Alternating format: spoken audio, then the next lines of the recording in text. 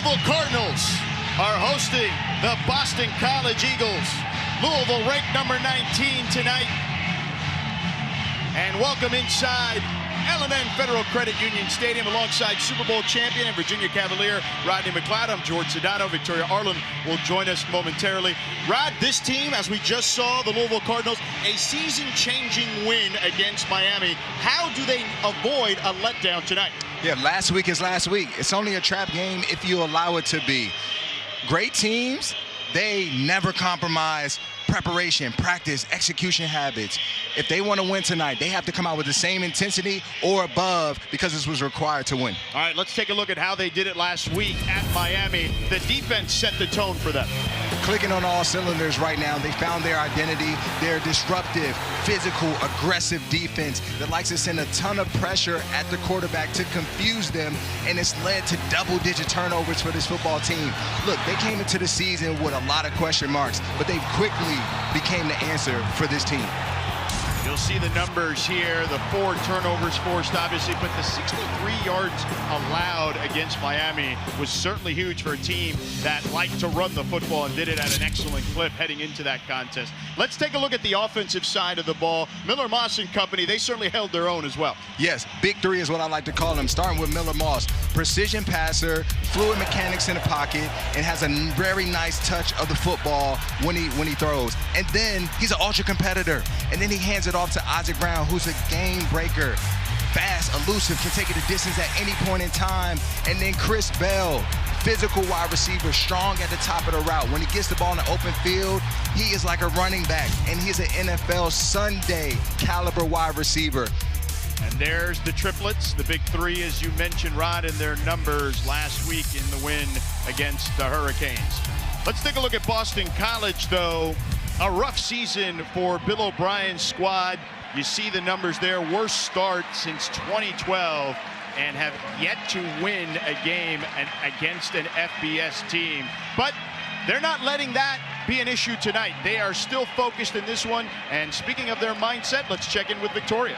This Boston College team is looking for their first win since September, and I spoke with head coach Bill O'Brien, and he emphasized how there was an edge, an anger, and some frustration in practice this week in a good way, because these guys, they're tired of losing, and they are fighting where most people would think they'd be checked out. That's not the case here. And when it comes to this game, coach also said how there is nothing to lose. We have this huge opportunity in a real big stadium with a great crowd. Who knows what could happen? Anything could happen, George. Well, Bill O'Brien told us, Victoria, that he had a one-on-one check-in with 55 of his players this week heading into this one just to see where their mindset was. The weather tonight, a little crisp in the air here in Louisville. 56 degrees. The broadcasters may need a little jacket action later on. We'll see how that holds up for you and me, Rod, up here in the booth, and for Victoria down below. Yeah, maybe a beanie as well.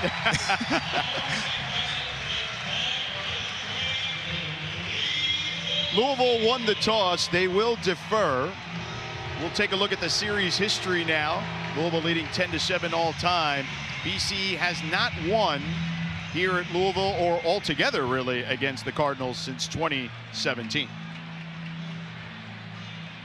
Rod, when we look at Jeff Brom and just what he's been able to accomplish here at home, it's interesting because him being the native son coming back to his program, he says there's pros and cons to it, right? There's a little added pressure coming back home when the guy at the gas station can ask you about the game on a regular basis. Yeah, but the passion is there. His heart is in the right place because he knows this environment better than anybody. And so this is a deeper level of just connection there because of it. Alex Broom, TJ Green back to receive for Boston College. Nick Keller to kick it off for Louisville. And we'll see if Boston College can pull off what many feel could be an impossibility, the way Louisville's playing. And we're off here in the Derby City. BC will start at their own 25. Grayson James last week got his first start of the season, as we mentioned. Overall, the team is 3-3 in starts with Grayson James.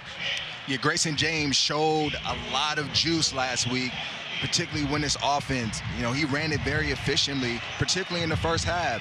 I think the key to today is, can you sustain that momentum that you had in that first half to be able to take and upset this Cardinals team? Grayson was 3-2 as the starter last year after Thomas Castellanos was benched. Empty backfield to start this one. 2 tight ends for the Eagles. James, pressure in his face. He avoids one tackler. He gets taken down and spun around near the line of scrimmage. Wesley Bailey on the tackle. Yeah, this Cardinals defense is going to send pressure all night. TJ Quinn coming off the edge. He just needs to finish. But Grayson James, he has to be aware there are going to be a lot of defenders in his face all night at the line of scrimmage. They're going to be moving. They're going to try to confuse you. You have to be ready. Jordan McDonald in the backfield. He gets the start tonight. McDonald, he is stuffed near the line of scrimmage. He'll lose one. Khalid Perry plugged that hole up pretty quickly. 3rd down upcoming. And this is where they come alive. This Louisville defense, they like to show complex looks to start and get to a simple look to finish. It's about the final picture. Grayson James has to try and find a way to identify exactly what they're trying to do. 3rd and 11.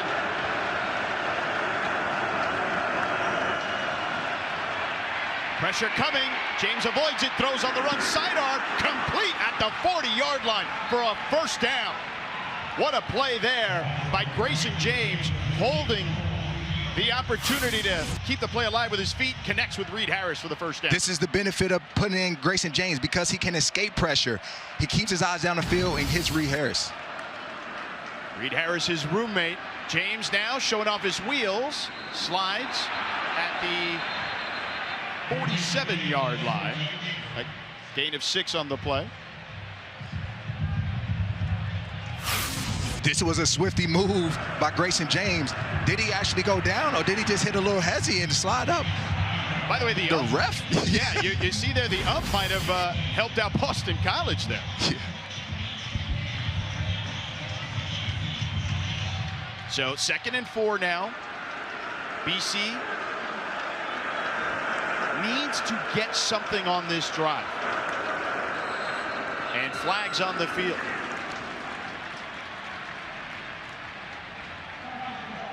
Start. Offense. Number 4. 5-yard penalty. 2nd down. You only have a certain amount of drives in a game. 10 to 12. You can't have those kind of self-inflicted wounds. Penalties cost Boston College last week. It hindered their drives, and because of it, they weren't able to keep drives alive. And so here they are, first drive, you find yourself going backwards already. Yeah, they were behind the sticks the last time. They were able to find their way out of it due to Grayson James buying time. Play action, sidearms one to Louis Bond, tunnel screen. He gets away from the first defender and taken down near midfield by TJ Quinn. He's down to the 49-yard line. Gain of 7, 3rd and 2 upcoming. And this is what you want to do when you're Boston College. Make it a 3rd and manageable game so that you can control the play sheet, the play call sheet. Run, pass option here on 3rd and 2. It keeps the defense on their toes. 4 wide receivers, trips to the top of your screen. Louis Bond, one of the all-time receivers in BC history with that last catch. James, a threat to run, and there he is. He picks up the 1st down by about a yard. Gets 3 on that play. Grayson James keeps the chains moving. It opens the playbook up so much for your offense when you can get it to 3rd and 5 and less. And when you have a quarterback like Grayson James, it forces the defense to play 11-on-11 football. James looks comfortable out there after the start last week. He does, and that's what you anticipate when you come in week 2. There are the rushing numbers for this team last week as opposed to the previous games. Another flag on the field. Prior to the snap, false start. Offense, number 79. 5-yard penalty, 1st down. 2 penalties on their first drive, Rod. Not how Bill O'Brien scripted this. You can't do it. The pre-snap penalties hurt you. They're crushing their drives continuously throughout the season. And the miscues there, the penalties have been an issue for them this season. Last year, they were one of the better teams in FBS. 1st and 15 now for James. Franklin in motion, the tight end. They give it to McDonald. Right up the gut, squirts through. And gets to the 45-yard line, let's call it. And that's where Jordan McDonald really made an impact and a difference last week. In between those tackles, he's a physical runner, and he ran through a lot of tackles last week. They'll need to get him going for them to stay on schedule as this game progresses. He picked up 8 on that last carry. It'll be 2nd and 7.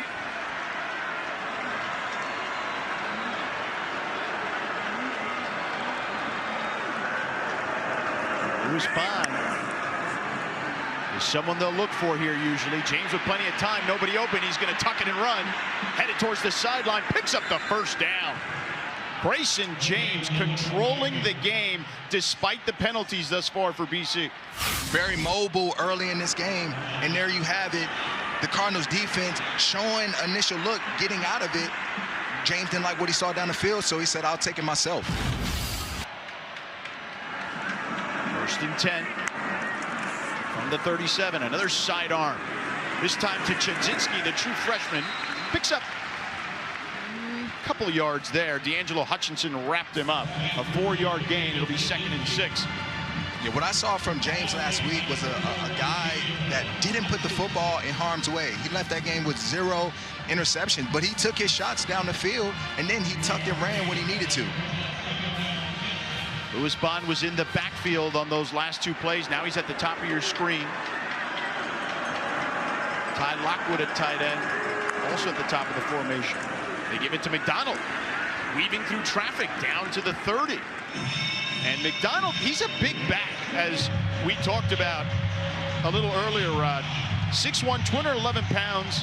He can take some punishment. Yeah, he embraces contact. But this Cardinals defense, they have to find a way that when Boston College hurts themselves and puts himself in 1st and 15, you have to keep them there. Right now, they let him off the hook, and now you're forced with another 3rd and short situation. BC last week 4 of 15 on third down. This drive 2 of 2. Let's see what they do here. McDonald again. McDonald gets through and picks up the first down to the 24-yard line. Again, look at this offensive line work. This power O play. Puller's coming around. Logan Taylor clearing the way for Jordan McDonald. Right now, they're leaning on this offensive line, and this defensive front has got to step up. And McDonald seems to get a little smaller when he gets through the hole and then puffs back up to take the contact. Yeah, really swift and nimble when it comes to his pad level. Low man wins.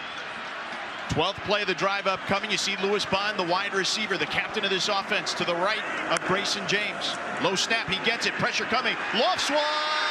Just past his intended target. Kalen Chudzinski, the true freshman. James almost connected there on what would have been an extraordinary play. Absolutely, but I couldn't tell if the defender was also overlapping Chudzinski there to grab the interception because he slightly overthrew him. James now 3 of 4 through the air for 28 yards. 2nd and 10 from the 24-yard line. McDonald flexes out wide.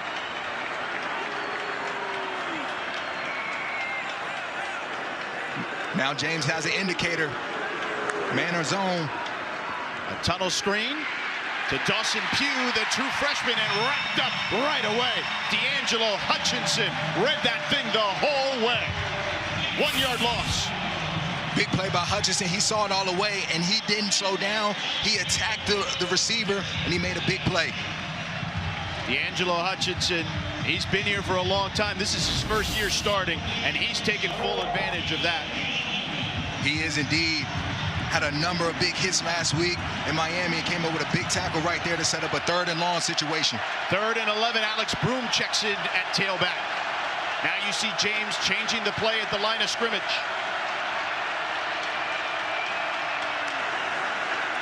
James.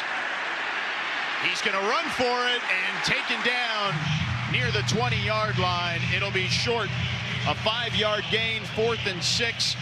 The field goal unit will come out. A.J. Green was able to wrap up Grayson James. Yeah, at home, you're going to see the Cardinals get up in the line of scrimmage a lot today. And sometimes they're going to rush, sometimes they're going to get out. But what it does is it confuses the quarterback. It not only buys time for your defensive line, but it also can force them into turnovers. Luca Lombardo, 10 of 10 this season. He splits the uprights. So Boston College strikes first with a field goal, a 38-yarder for Luca Lombardo. Eagles with the early lead here in Louisville.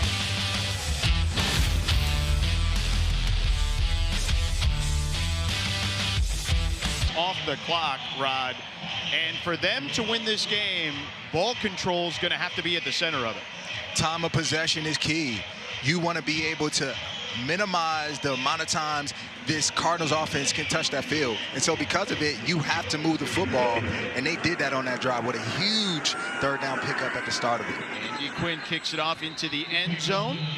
Miller Moss will take the field now for the Louisville Cardinals and lead them out. Moss, 3 games this season with 300+ yards passing, tied for 5th most in the nation. Those are the numbers last week in the victory against Miami. In the last 3 games, he's really lit it up. 66% completion rate. He's very surgical with the football, and he's going to find Chris Bell a lot today. Chris Bell, you mentioned earlier, an NFL-style receiver. Could be the best receiver in the nation. They hand it off. Isaac Brown tries to turn the corner. He does successfully, and down the sideline. And you see the home run speed now in open field. Can he get there? Taken down near the goal line by Isaiah Ferris, who saves a touchdown run, 73 yards right out of the chute for Isaac Brown. This man has game-breaking, game-changing ability. All it takes is one person to miss and get out of position, and he'll make you pay.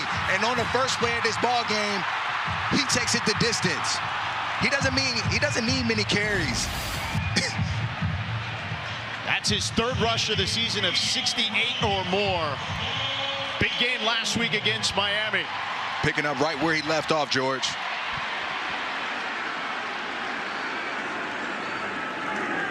Brown again. And looks to be short there. Stood up near the goal line. It'll be 2nd and goal upcoming. But listen, you can't blink when he's on the field. No, and you have to pursue to the football. One man can, it's hard to bring this guy down. You need the Army, all 11 men to be in the picture at all times.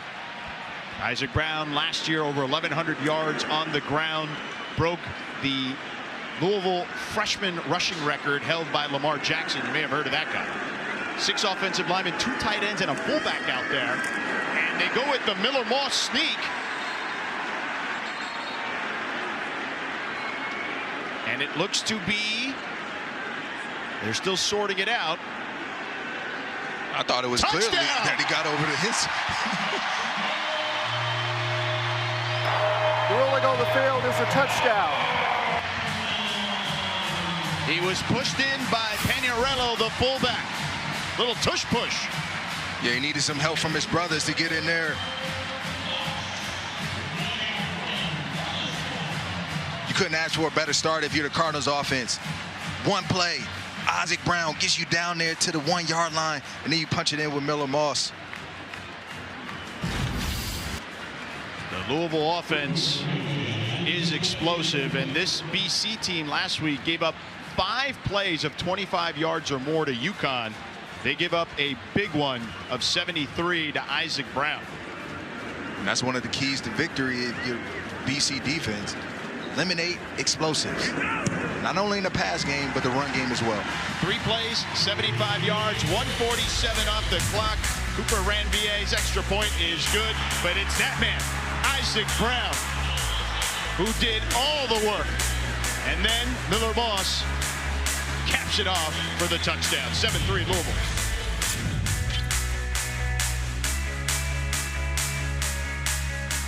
cleanup and restoration. Some of the big upsets in Louisville sports history. See the ladies there, Muhammad Ali before that, the Kentucky Derby, and last week, I mean, it's up there for sure.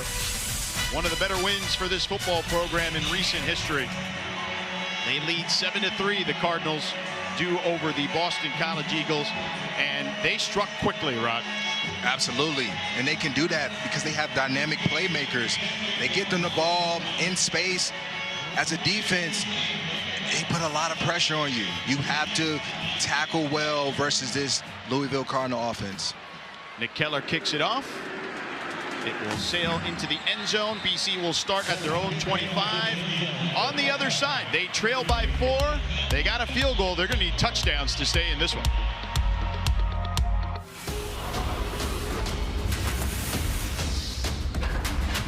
They lead 7-3 over BC. Time for Rod's Nods. What are you looking at, Rod, for these teams? Yeah, Boston College, they have to minimize the explosive. We saw it on that first drive. They didn't do a good job at tackling, right?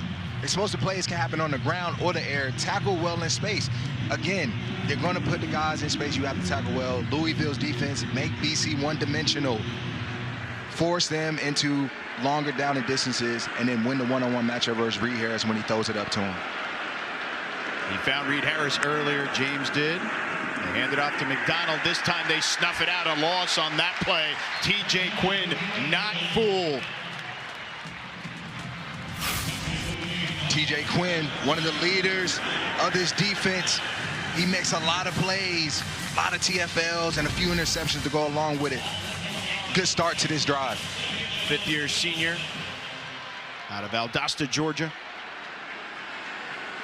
2nd and 11 for Grayson James and the Eagles. Pocket holds. He flips it over. Complete to Franklin, his tight end. Should have enough for the first down. He does. As a seasoned veteran, Grayson James on display here. Cool, calm, and poised in finding Jeremiah Franklin in that zone. 12-yard gain to Franklin on that first down. James now going to run for it. Huge hole on the left side and dives forward short of the sticks by a yard. D'Angelo Hutchinson covered him up at the 45-yard line. And the tempo worked last week for Grayson James. And here they are again back at it. 2nd and 1 for the Eagles.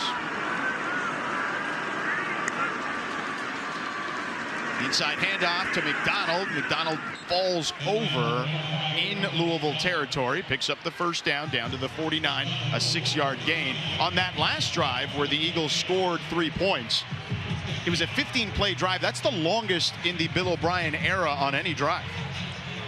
Just very methodical going down the field and controlling the clock. That's their recipe here tonight.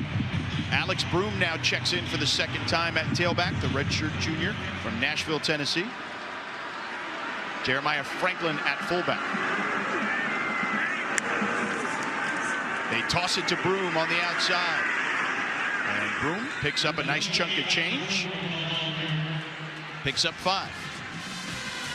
And defensive coordinator Rob English, he said this week that this defensive line, they have to play big, particularly versus the Boston College run game.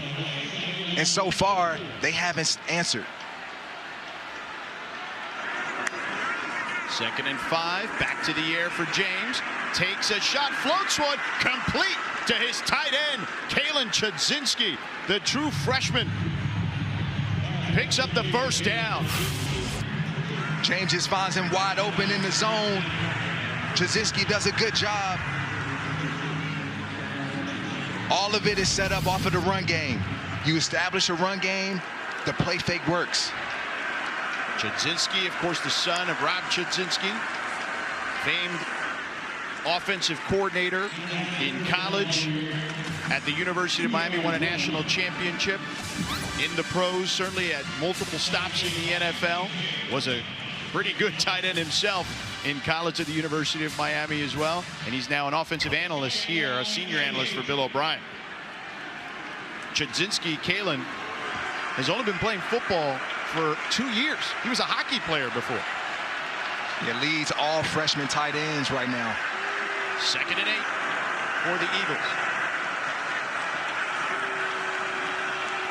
But he got some good tutelage, certainly from Dad, to become a football player, and it's working out for the Eagles' benefit. We'll see what James does here.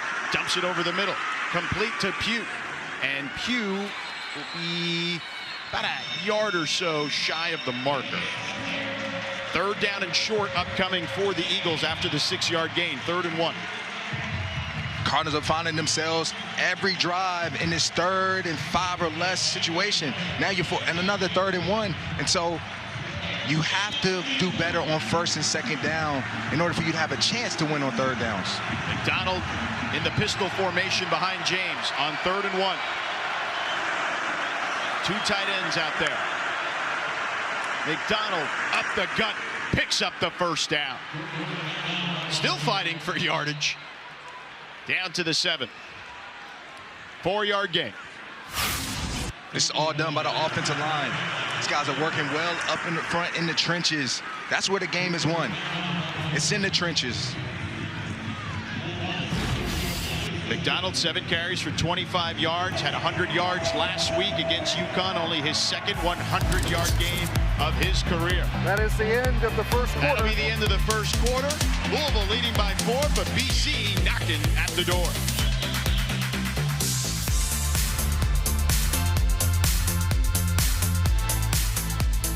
Boston College. All right, Coach, you talked earlier this week emphasizing how you need to hold it down in the first half. After 1 quarter, what more do you need to see to be able to be successful at that? We got to score right here, and we got to stop them on defense. It's 1 play, 78 yards or whatever it was. I mean, we got to do a better job there setting the edge, and we got to get a touchdown right here. Thank you, Coach. And James, right on cue, scores that touchdown to Louis Bond, Coach. He wanted to score. He got it. And they answer right now. And this is all done by the play fake.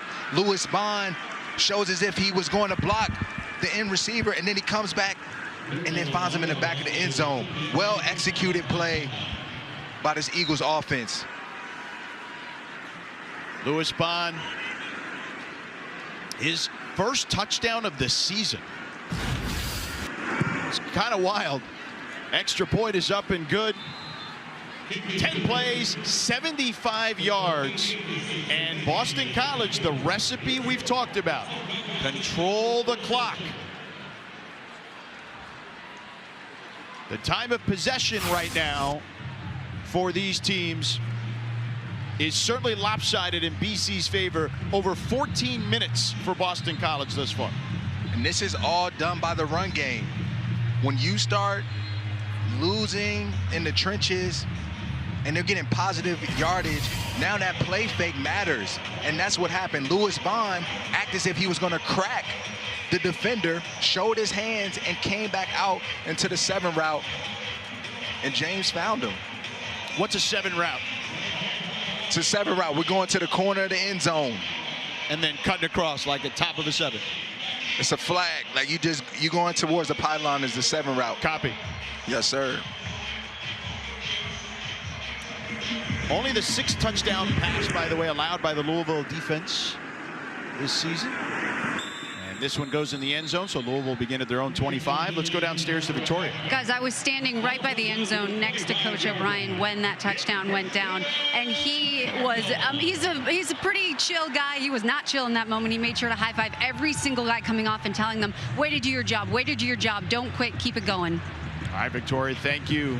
It's been a rough go, as we documented earlier, for this team, but he's said his team stayed in the fight. We mentioned a moment ago that he had a check-in with 55 players this week heading into this contest. Let's see if Louisville can answer as they trail by 3. Moss with time, lets one rip, and off target there to Trayshawn Hurry, the transfer from San Jose State. 2nd and 10. It's imperative that this Cardinals offense, they answer accordingly, because the way Boston College offense is playing, you're not sure on how many possessions you're actually going to be able to get. Yeah, again, the ball control will be interesting. Louisville's only possessed the ball for a minute and change thus far after that big Isaac Brown run. Moss on the run, finds his target on the crosser. It's Colin Lacey. Has enough to get him to the 31, so it'll be a 6-yard gain, 3rd and 4 upcoming. Lacey just running away from man-to-man coverage. And Miller Moss, he's not known for being the most mobile quarterback, but there he escapes the pressure and finds Lacey for a first down, or for a big game. 3rd and 4 now. Miller Moss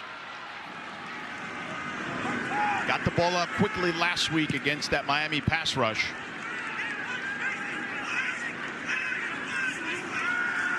Here comes the blitz. They pick it up. They throw it incomplete. Intended for Chris Bell. Carter Davis in coverage on Bell. Good coverage by Carter Davis. They were playing man-to-man, and this was a play that they ran a lot last week. Just a simple underneath route by Chris Bell. Miami didn't do a good job. There, Carter Davis is right in the pocket of Chris Bell, and because of it, it's 4th down. Boston College on defense, one of the worst on 3rd downs. This one a bit of a shank. Carter Schwartz takes a Louisville bounce and ends up being okay for them as they down it at the 27-yard line. Schwartz got a little lucky on that one. Very lucky. Rod, Boston College, again, has a real opportunity to seize here on this drive. They do. They can take command of this football game and put yourself in the driver's seat. That's what you came here to do, and that's what you need to do. Keep running the football, and Grayson James, keep finding the open receivers. James in shotgun. They bring the blitz, but James keeps it. Runs up the middle. Picks up 2 yards. And Grayson James, it's interesting because this is a young man who's been in this organization, this program for 2 years now. And they've talked about when they got him from FIU, he was not necessarily sought out when he arrived, but he's become a much better player and passer under Bill O'Brien. He's grown up a lot. And last week, he was ready for the moment. Even though the result was a loss, he showed a lot in that game, and he's showing a ton to start this one. 33 yards on the ground for him. Now out to the air. Incomplete. Dangerous pass there. TJ Capers got his paw on that one. It'll be 3rd and 8 now, as that one was intended for Dawson Pugh. A really good drop by TJ Capers. Just getting in his zone, reading the eyes of Grayson James, and almost coming away with a big interception. But right now, it's 3rd and 8. You have to get off the field right now in this Cardinals defense. Put your team in good field position. BC 4 of 5 on 3rd downs. There were a lot of black shirts in the area when he threw it to Pugh. Alex Broom on the right hit of Grayson James on this 3rd and 8. They're showing blitz. James, flag flies, pressure coming. He throws it up for grabs. It's caught, but wrapped up immediately. Dawson Pugh able to get that as James got hit as he threw, but flags are all over the field. There's 2 of them, actually. One at the top of your screen at the 42-yard line, and then one at the bottom at the 28. The pressure on that play by Denzel Lowry and Clev Lubin. There are 2 fouls. Illegal motion, number 11 on the offense. Holding by the defense, number 25. Those fouls will offset. Replay, 3rd down. Lewis Bond did not set, and then Tayon Holloway. So we'll do it again. Get a second crack at it. What did you make of the play call they had previously? I like the play call because it got Lewis Bond, your playmaker, in movement pre-snap to be able to force communication from the Cardinals defense. Alex Broom checks back in the backfield. Louisville showing blitz. They bring the heat. James fires. It's caught. Kalen Chudzinski goes upstairs to get it and picks up a huge 1st down. 30-yard gain. Grayson James standing strong in the pocket and finding Trzynski. This dude is nice. This is a young man that just entered college football and making big-time plays for this offense. And as we mentioned, he was a hockey player up until 2 years ago. But that's what happens when dad has been a successful tight end and offensive coordinator. James takes a hit as he slides. Louisville needs to be careful there. JoJo Evans with the hit, a 4-yard gain. You're very risky by JoJo Evans coming in. It's a little late on the hit. That might have been. And helmet to helmet, it looks like, too. You don't want to do anything to hurt your team right now. You got to settle into this football game. Looks like they're going to review it. The previous play is under further review for potential targeting. Yeah, again, targeting, for those that are not familiar with it, it is the 6-inch radius of the crown of the helmet. We'll take a look at it on the way out here as we go to break. It's going to be close. Getting on JoJo Evans. The call on the field was no targeting, and it was upheld. It was shoulder to shoulder first. 2nd and 7 now for James and company. 3 wide receivers to the bottom of your screen. And James running it. And wrapped up and flung to the ground near midfield by Rene Conga. That's a play that this defense desperately needed. Conga just locks out and just rushes up the field. Makes a big-time play.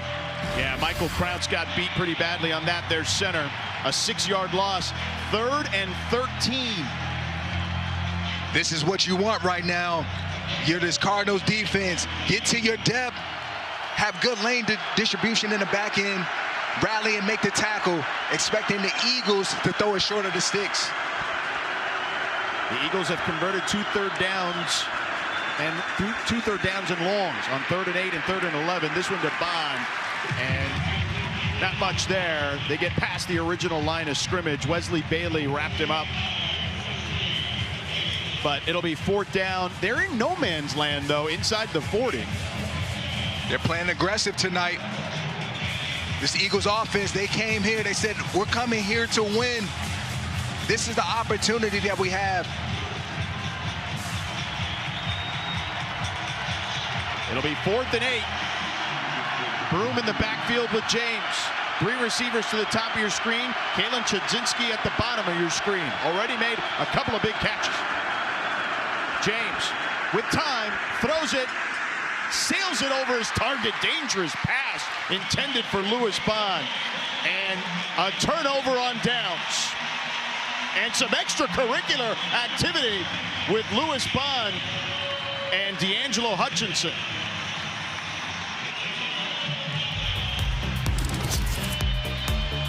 As you see here, Louis didn't like the little helmet-to-helmet contact there.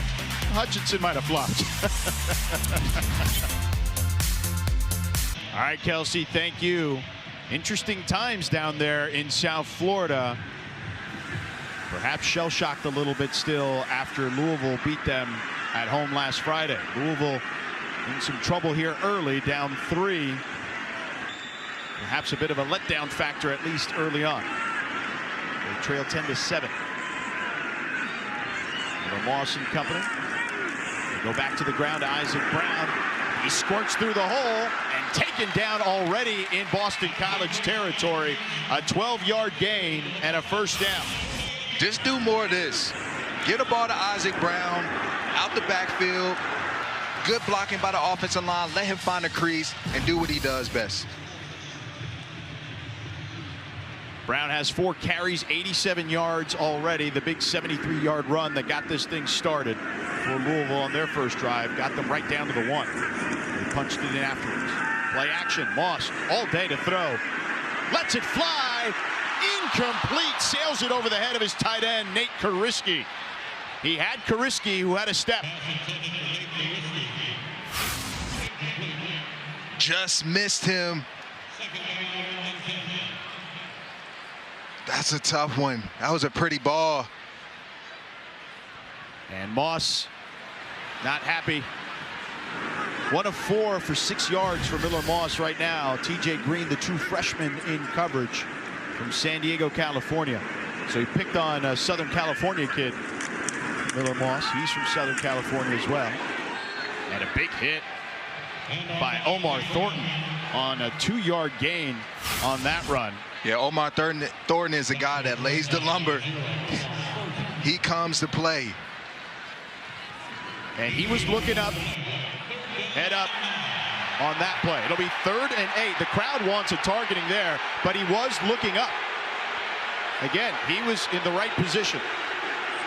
Kewan Brown now in the backfield, his first carry of the game, but the officials are going to give Louisville a timeout because they want the officials a chance to review this one.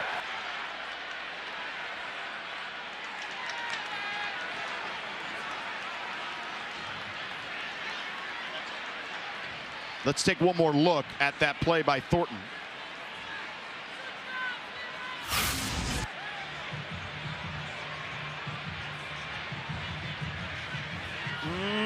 Wait, maybe he wasn't looking up. He does lower the head. Helmet. Yeah. Leads with the helmet. We'll see what they say on the other side. Louisville, they trail by 3. No review on this play. As you see there, Thornton led with the shoulder. So the officials said only a timeout for Louisville. They did not need to review it. 3rd down.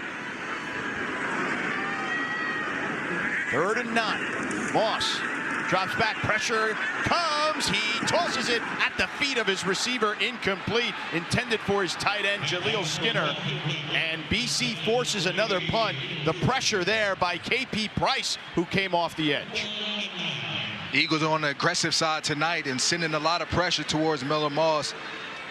And back in the back end, they did a good job at covering up Chris Bell. We haven't heard his name one time tonight. He did throw it one time his way. Punt by Schwartz. And this one goes out of bounds inside the 15. Coming up next, the ACC Huddle Final Score crew will have a complete wrap-up of our game and the whole day. With highlights, analysis, interviews with players and coaches. They'll have you covered right here on ACC Network and the all-new ESPN app. Interesting times in the ACC, man. Wake Forest, you never know, pulled one out today against SMU at the last second. North Carolina was stopped on a 2-point conversion against your squad from Virginia. BC with a lead here. Stanford and Miami tied at the half. ACC football in October gets crazy. Jordan McDonald with a big hole, lowers the shoulder, and down after an 8-yard gain. D'Angelo Hutchinson eventually chopped him down. And here's BC back up on the ball. Tempo takes away this defensive line. It doesn't allow them to rush effectively like they want to. And the only way to stop it is create negative plays. 2nd and 2 for James in the empty backfield. Louisville showing blitz. Here they come. They pick it up. Pump fake. Tosses to Bond. Bond picks up the first down. Breaks some tackles and gets across to the 30-yard line. A first down for BC. A 7-yard gain for Louis Bond. They're targeting Louis Bond a lot tonight. They want to give him the ball about 20 times, and they're finding ways to do it and just not going down. Run up the middle. Jordan McDonald. TJ Quinn brought him down after a 4-yard gain. And Louis Bond, to your point, they did say they wanted to get him the ball about 20 times. They had him in the backfield on a couple of plays in an earlier possession. He's a stud. He's going down in history. And so you got to find ways to get him the football because he's a dynamic playmaker. 2nd and 6. Franklin, the tight end, in motion. Low snap, fake the toss. Now they throw it to McDonald. McDonald gets hit. And he goes out of bounds. TJ Capers. And right now, the tempo is affecting the Cardinals defense. They're not even set. There's nobody out in the flats. And the officials finally signal first down on that one. It was close, right at the 40-yard line. Our ACC officials tonight.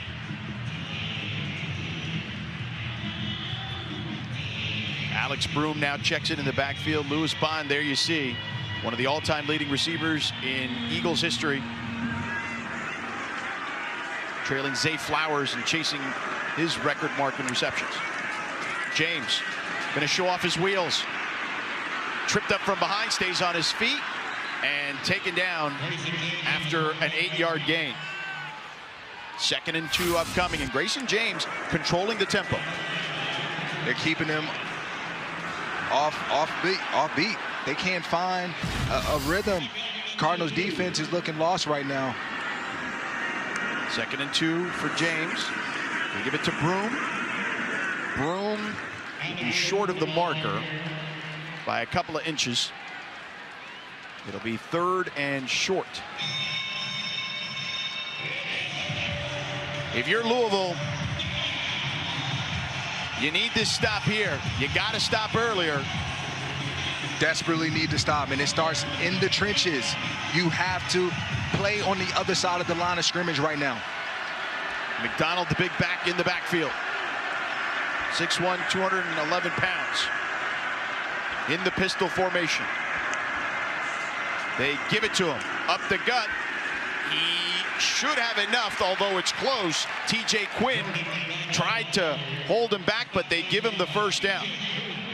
Quinn could not hold on. He tried for dear life, but McDonald was able to get it. That's what McDonald brings to the table. He's always going forward.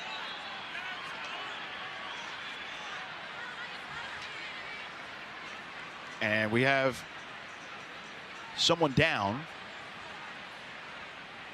Injury timeout to the offense.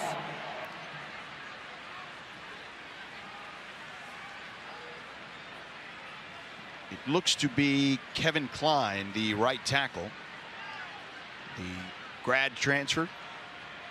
Or excuse me, graduate, not a grad transfer. From Boca Raton, Florida. And being helped off. Might have gotten leg whipped on this play. Let's take a look. Yeah, some friendly fire perhaps. Yeah, it's hard up there in the interior. Bodies falling, going everywhere. Hopefully he's all right. And the redshirt sophomore from Fort Lauderdale, Florida, Ryan Mickow from St. Thomas Aquinas, will be in for Klein. There he is, big number 58. So the South Florida kid being replaced by another South Florida kid. Hopefully Klein will be okay. They're checking him out. I'm sure Victoria will keep us posted on that. Boston College, by the way, 3rd down conversions. The last 2 games combined. They had 7 in the 2 previous games. Tonight, already 6, Rod. This is what you want to see. You come in on the road after a tough loss last week, and the way that you stay in this game is getting first downs. And their time of possession certainly slanted in their direction. Those 3rd down conversions helping. James flushed, throws off his back foot, complete to Franklin at the 45-yard line. A pickup of 5 on the play. Pressure by Cleb Lubin on James. It's time for this Cardinals defense to have one of their playmakers make a play. TJ Quinn, Antonio Watts, guys that have continuously shown up for them. They need you. James, a quick toss to Bond. He's got blocking, and Bond picks up the first down as he gets down to the 35-yard line. Bond picked up some good blocking on that perimeter. Antonio Watts gets knocked down by Reed Harris, and Louis Bond just finds a lane. Wide receiver helping him out there, Reed Harris. Bond mentoring him here at Boston College and helping out his mentor. 1st and 10. James, pressure backside, Throws it out of bounds. Luckily for him. Let's go downstairs to Victoria. Guys, Louis Bond over the summer started taking long walks to help him maintain his composure and stay present with himself, to keep that one step at a time mentality. And he said he doesn't have as much time now with his workload, but it's something that to remind him, keeping it one step at a time. I talked to him about Grayson and if he has to change anything with that, and he goes, no. He goes, I just have to stay open and catch the ball. Yeah, well, he's certainly been able to do that throughout his career, regardless who the quarterback has been, Victoria. 2nd and 10 for James. Backpedals, throws it incomplete behind his intended target, the true freshman Dawson Pugh. And 3rd down and 10 upcoming. It's a favorable position for this Cardinals defense. Biggest thing is, when you bring pressure and you rush Grayson James, keep him in the pocket, keep him contained. Too many times today, he's been able to escape a sack. We've seen pressure on the last couple of 3rd downs from Louisville. And this time they hand it off to McDonald. Picks up positive yardage to the 29-yard line. JoJo Evans tripped him up after the 6-yard gain. 4th and 4. What do you do? That's letting you know right there what type of game this is. They're going for it on 4th down. Every time they go across the 50-yard line, they're working with the mindset of 3rd down. Hey, we're just getting half of the sticks back in order for go for it on 4th. They're 0 for 1 on 4th down tonight. McDonald in the backfield on the left hip of Grayson James. 3 receivers up top in a diamond formation. James takes the snap. Throws incomplete at the 25-yard line, intended for Louis Bond, but Antonio Watts was there in coverage. And a turnover on downs. Flags, though, flying on the field after a bunch of extracurricular activity between the two teams. We'll have to sort that out. Competitive juices are flying right now, George. It's hard to contain it. This is we're under the lights right now. This is a big game on a big stage for these young men. That's their 2nd 4th down stop, Louisville. But I like the aggressiveness of Boston College. Yeah, like I said, they came off the bus with one thing in mind, and that's to win the football game. The officials still discussing.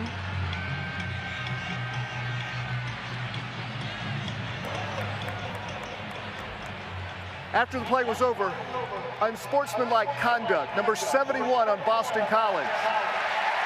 It's going to be 1st down and 10 after the 50-yard penalty is administered. And 71 is charged with his first unsportsmanlike conduct foul of the game. That's Jude Bowery, the redshirt junior.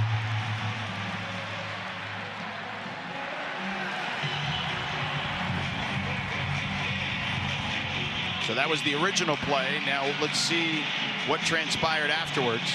Here we go. Oh, he pulled the face mask and pushed down Cleb Lubin. But he, again, the second guy always gets caught. And maybe it looks like there was some stuff going on there, but you can't grab a face mask.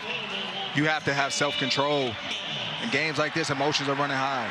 But self-control will win every time. And Louisville, despite the time of possession being slanted heavily in BC's favor, in good position here. Moss on the slant, complete to Chris Bell.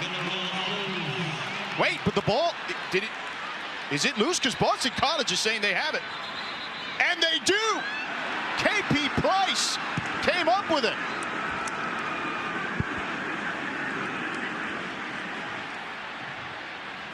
Let's take another look at that. It's a huge play right now. The ruling on the field is a catch, fumbled, and recovered by Boston College.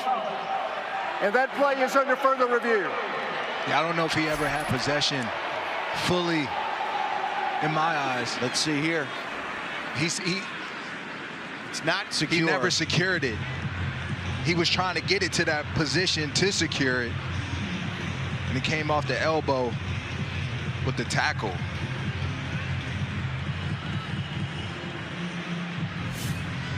Yeah, I'm with you. I think that's an incompletion. Boston College, by the way, coming into this one, a -5 turnover differential, tied for second worst in the ACC. Yeah, incomplete. And they were hoping for some turnover luck there.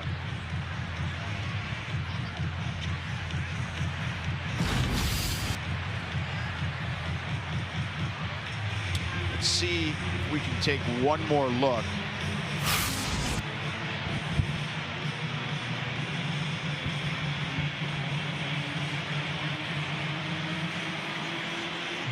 What do you think?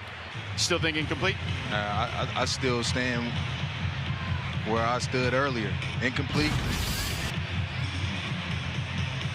The officials still under the hood.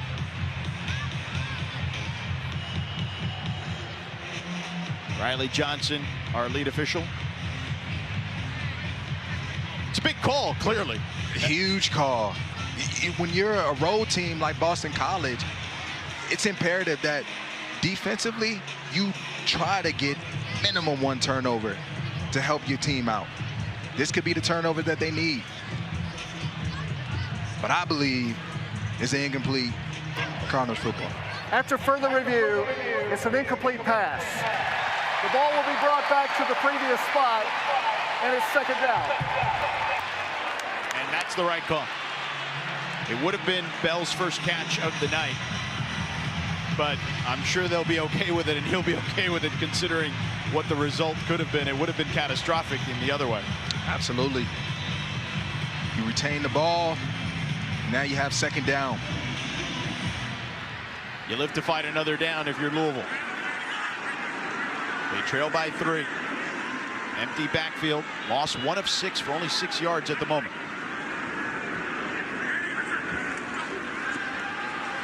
Pocket collapsing. He throws it complete to Antonio Meeks. And Meeks gets into BC territory at the 49. Omar Thornton and Carter Davis brought him down after the gain of 7. Way to set up a 3rd and short. Miller Moss is a good timing throw to set up a 3rd and manageable situation. By the way, we've not seen Isaac Brown since the hit he took from Omar Thornton earlier in the game. That's something to keep a watch on. 3rd and 3 for Moss and company. They throw it in the flat to Kewan Brown. He's got a first down and then some, racing down the sideline and taken down near the 10-yard line. KP Price saved the touchdown, but Kewan Brown, a 39-yard gain, and the Cardinals are in business.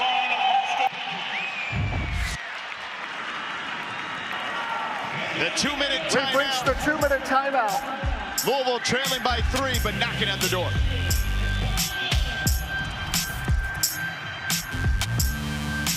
Pulling the clock, and the amount of plays right now, ball control offense for them, has given them a 3-point lead. But despite all that, Louisville's big playability has got them knocking at the door at the 11-yard line.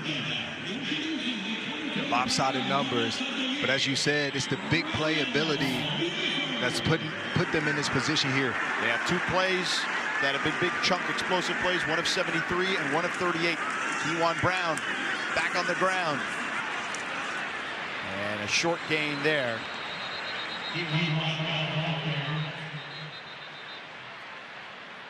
I was mentioning earlier the explosive plays for Louisville, 73 and 38 yards, including the last one by Kewan Brown. That's 2 plays for 111 yards. The other 12 have netted them only 32 yards. We have a timeout on the field. Louisville has 2 timeouts here.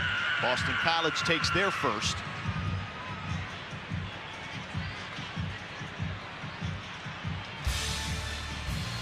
Women's sports take over the afternoon every Sunday on ACC Network, and this week, the evening too. We start at noon Eastern with volleyball. Number 5 Stanford squared off against Georgia Tech. And at 7 Eastern, NC State hosts number 7 Duke in soccer. Both are available on the all-new ESPN app.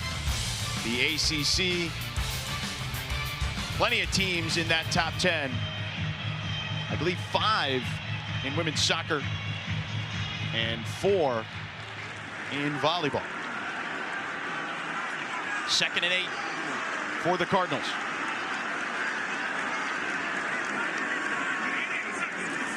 Moss surrounded, now he's got a huge hole to run it in and gets in the end zone for a touchdown.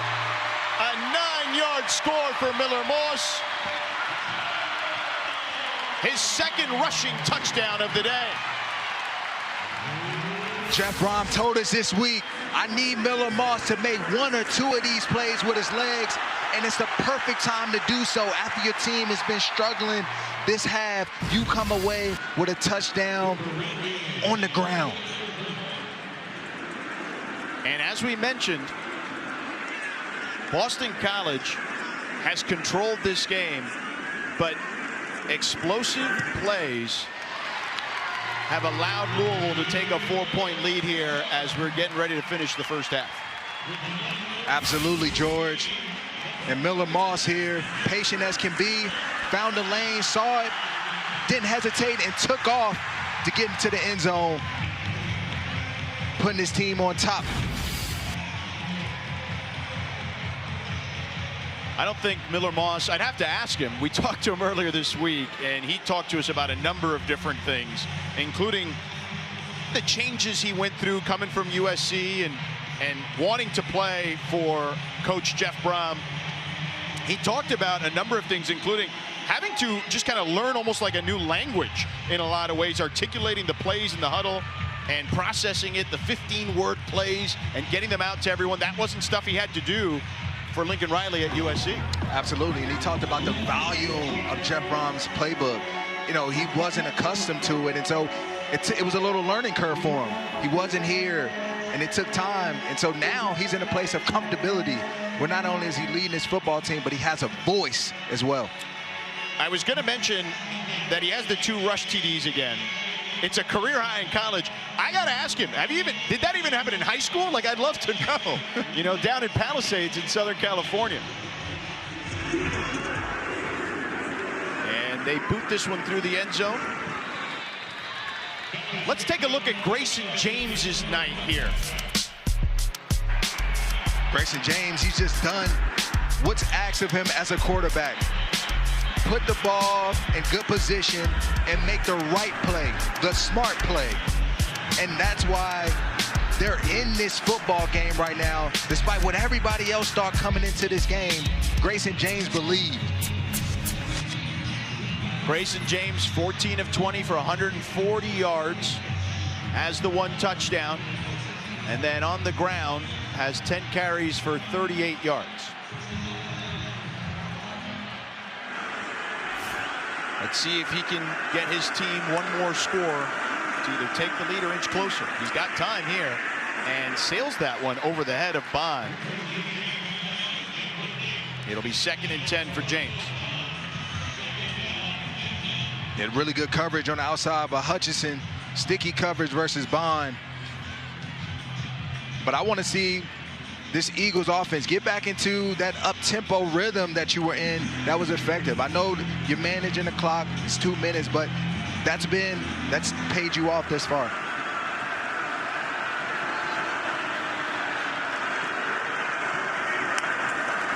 James. Pressure in his face, throws it up, incomplete. Intended for Reed Harris. That one hung up there a little long, and D'Angelo Hutchinson was able to make the hit on Harris. Nice pass breakup by Hutchinson, displaying the half-field position. And like you said, George, the ball hung up there, but a good punch through the basket of Reed Harris. 3rd and 10. And this Louisville defense, who's had 2 big 4th down stops already for BC, against BC rather, has a big 3rd down here to try to get their offense 1 more shot. James, pressure coming, and James escapes somehow, directing traffic, takes a deep shot, incomplete, intended for the streaking Harris. Jabari Mack able to get back there in coverage. That one off target. What a wild play, but a good heads-up play by Jabari Mack, just doing his job, being exactly where it's supposed to be, seeing where Grayson James was going, and, man, made a game-saving pass breakup. And this is kind of dangerous now for Louisville, or excuse me, for Boston College, because Colin Lacey's back there. He's got 2 punt returns for touchdowns. And Boston College, if you look at the numbers, they should be in control. They trail by 4, and the dangerous Lacey gets there. That one might have gotten interfered with. There's a flag down, and it rolls out of bounds at about the 38-yard line. It looks like they hit the punter.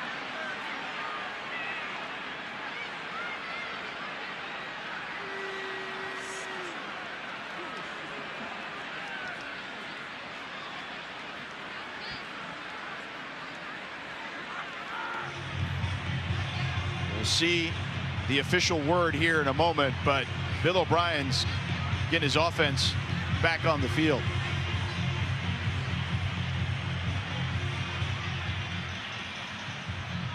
We'll see if it's the 5-yard variety or the 15. Running into the kicker on the defense, penalties decline. Results of the play is a turnover or a changeover, first down. Yep, it was only running into the kicker. So as I mentioned right before Riley Johnson had opened his mic, is it the 5-yard or 15-yard variety? And it was the 5-yarder. Yeah, that's the right call. Yeah, oh, no doubt, absolutely.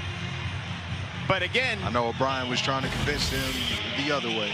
Yeah, but there was nothing to that. Isaac Brown is back in the lineup. We haven't seen him since he took that hit from Omar Thornton. Miller Moss and company, plenty of time to work with, 2 timeouts and good field position.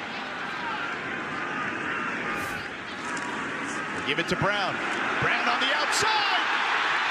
He's got 1 man to beat. See you later. Touchdown.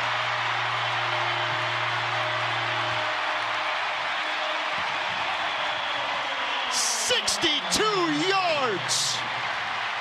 And just like that, this thing has flipped in Louisville's favor, and they're in control.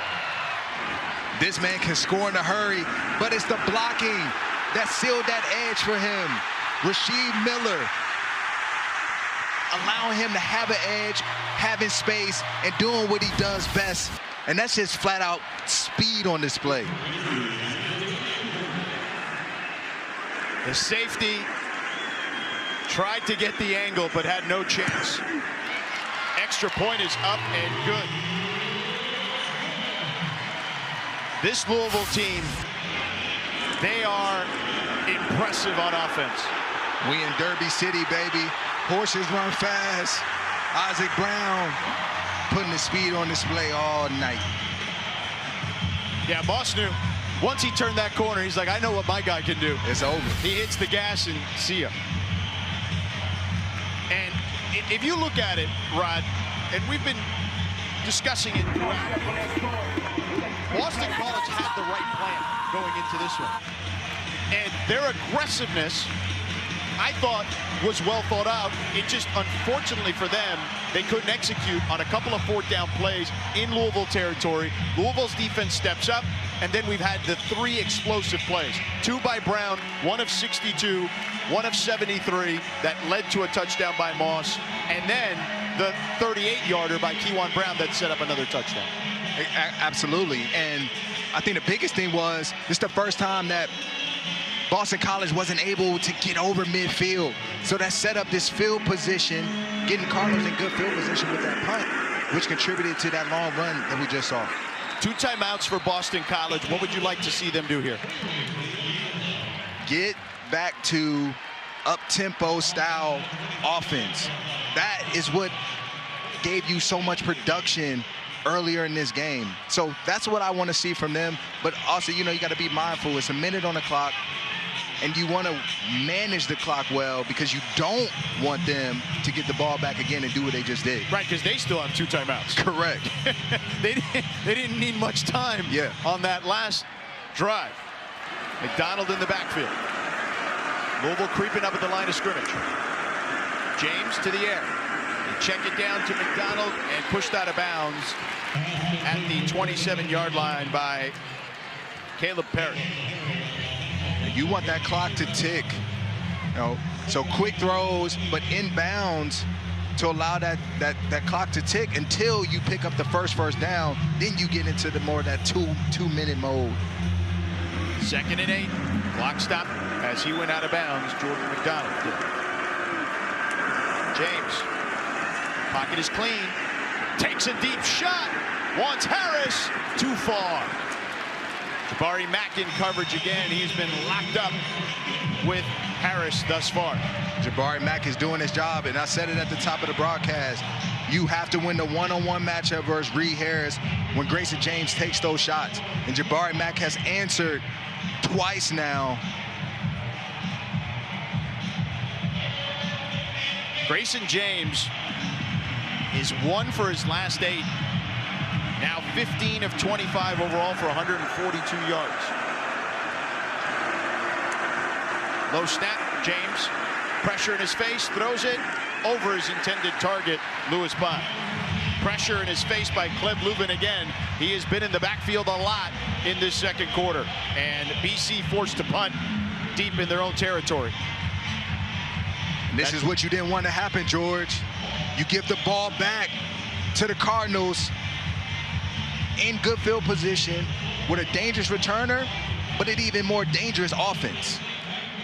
Yeah, Colin Lacey, as we mentioned, 2 touchdown returns on punts this year. We were here for the first one in the opener. And high punt, fair catch inside the 35. Isaac Brown has had a day already, man. A 73-yard run and a 62-yard run, and really giving Louisville all sorts of momentum in this one. Isaac Brown, he's a difference maker. He has the home run ability every time he gets the football. And tonight, he's putting on a clinic. You see the explosive nature and the reason why he had over 1,100 yards last year, 1,174 to be exact. Brown 5 carries, 151 yards, and the touchdown. He's the type of runner you have to meet in the backfield. And Colin Lacey, the Wildcat, snap here. And he picks up 9. Timeout, Louisville.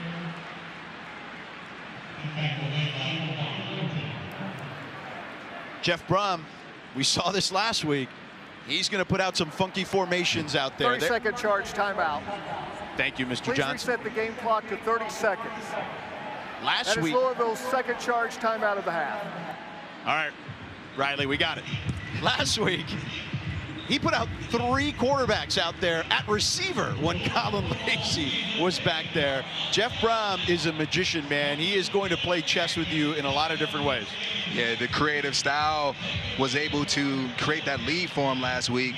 And it puts a lot of pressure on the defense. You know, presenting those multiple looks. It forces mass communication.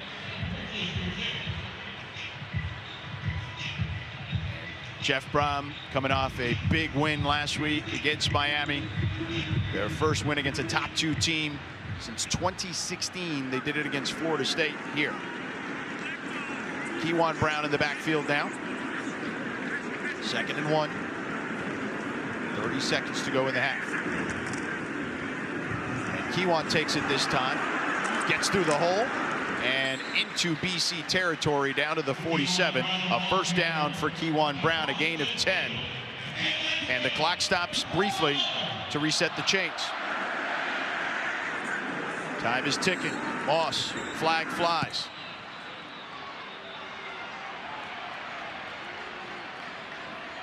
And looks like some more action between the teams.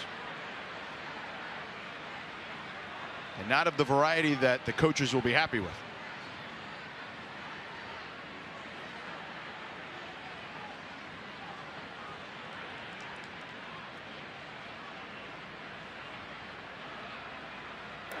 False start. Offense, number 60. 5-yard penalty, first down. To avoid a 10-second runoff, Louisville is using the 3rd and final timeout of the half.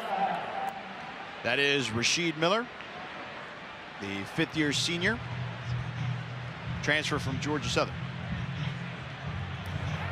Jeff Brom, as we mentioned, Game clock operator, let's put 20 seconds.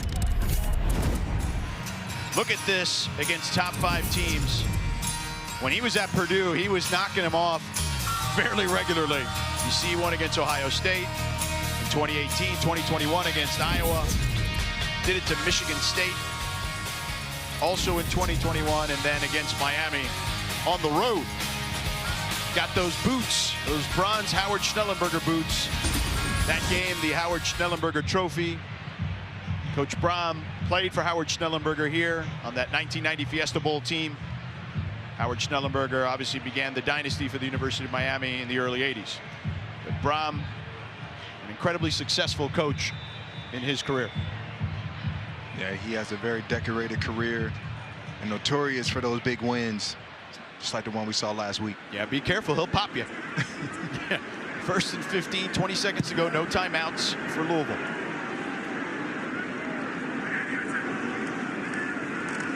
Moss with time, fires over the middle, and it's caught inside the 35, down to the 30-yard line. Antonio Meeks with his second catch of the game, a first down. Again, they don't have a timeout. They got to spike it, and they do. 23-yard gain, and they are in field goal range. Yeah, just a good throw by Miller Moss, but not enough depth from that Eagles defense, and he finds the dig on that second level. And a big game. That is the game that you want when you're trying to put yourself in position for a field goal or possibly 7. They got time for one more play. You got to do it towards the sideline, one would assume, no? For sure. It's like you take a shot to the end zone. If I'm Miller Moss, if it's not there, line up to kick the field goal. A delay of game. 5-yard penalty, second down. Wow. And I'm guessing Coach Brom not thrilled about that one.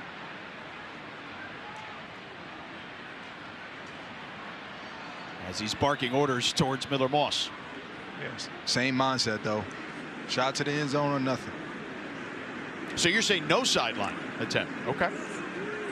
Of course, sideline to get out of bounds, but if I'm here, I'm aggressive. Yeah, okay, I'm looking at Bell. They give me one-on-one, taking it. He's there with Carter Davis lined up on him. Moss looked that way, now throws it out of bounds as he's flushed out of the pocket. So now this field goal attempt becomes a little trickier. And Brom not thrilled with his quarterback on that one.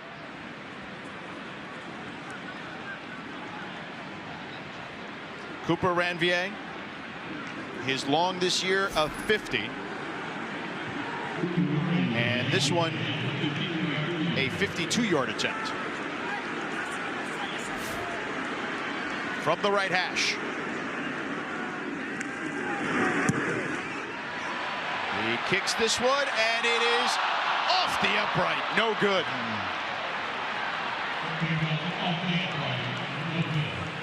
And that'll do it for the half. Louisville was trailing for most of this half, but they came back and stormed into the lead. 21-10. Louisville leads. Let's send it to Kelsey and the crew in the studio. Mentioned it. The fourth down stop here with about 5 minutes to go was a big point of inflection for Louisville. Then their explosive offense took over. Exactly. It took over in a number of ways, particularly in the ground game. They're not getting it done on the air, but it doesn't matter. Miller Moss, Isaac Brown, Keywan Brown, they're finding lanes and they're hitting them and they're making this Eagles defense pay because of it. Isaac Brown, a monster day thus far. 5 carries, 151 yards and a touchdown. He had one where he was tripped up, a 73-yard run where he was tripped up at the 1. Miller Moss has 2 rushing touchdowns. And this one booted into the end zone. Louisville will take over at their own 25-yard line. Let's check in with Victoria. George, I spoke with Coach Braum at the half and asked kind of what was that shift in momentum. And he says, look, I was telling the guys we got to play harder, we got to play tougher. We need to take it one play at a time, and we need to be better at handling the pressure on offense. You know, the pressure on offense, to your point, at the end of that first half, Rod, they were dictating terms with their tempo, and it felt like they went away from that. Or was that Louisville getting them out of that? It was a combination, but you got to credit the Louisville defense for applying pressure to Grayson James. Finally, it took them a quarter to do so, but they found it. They haven't gotten them down just yet. Ball is out. Isaac Brown lost it, but they'll say, currently they'll say down. Boston College is saying they've got it. No word yet from the officials.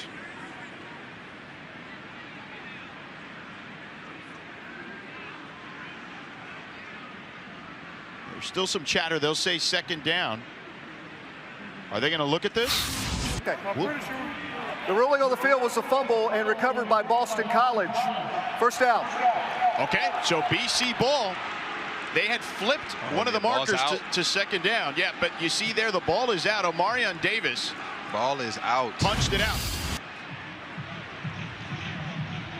And this has been Isaac Brown, Achilles heel. Last week, fumble. University of Virginia game, fumble. That's not the way you want to start this second half. Isaac Brown has had such a fantastic day, much like last week. A fantastic day and then a pivotal fumble against Miami. But Boston College. The ruling on the field of a fumble recovered by Boston College is under further review. It's under review, as you heard Riley Johnson, our lead official. But there is the turnover margin this year and last year for Boston College a moment ago. We'll take one more look here.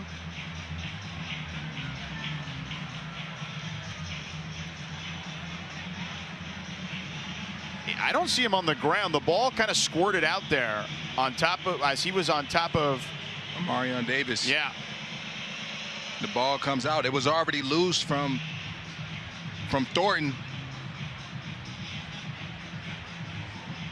And the helmet of Davis, I believe, did the rest, and it came rolling out. And if he's on top of the defender, he's not down. He's not down. No body part has hit the ground. Yeah, Isaiah Ferris recovered the fumble. So by the time his body hits the ground, the ball was already out. Let's take another look here.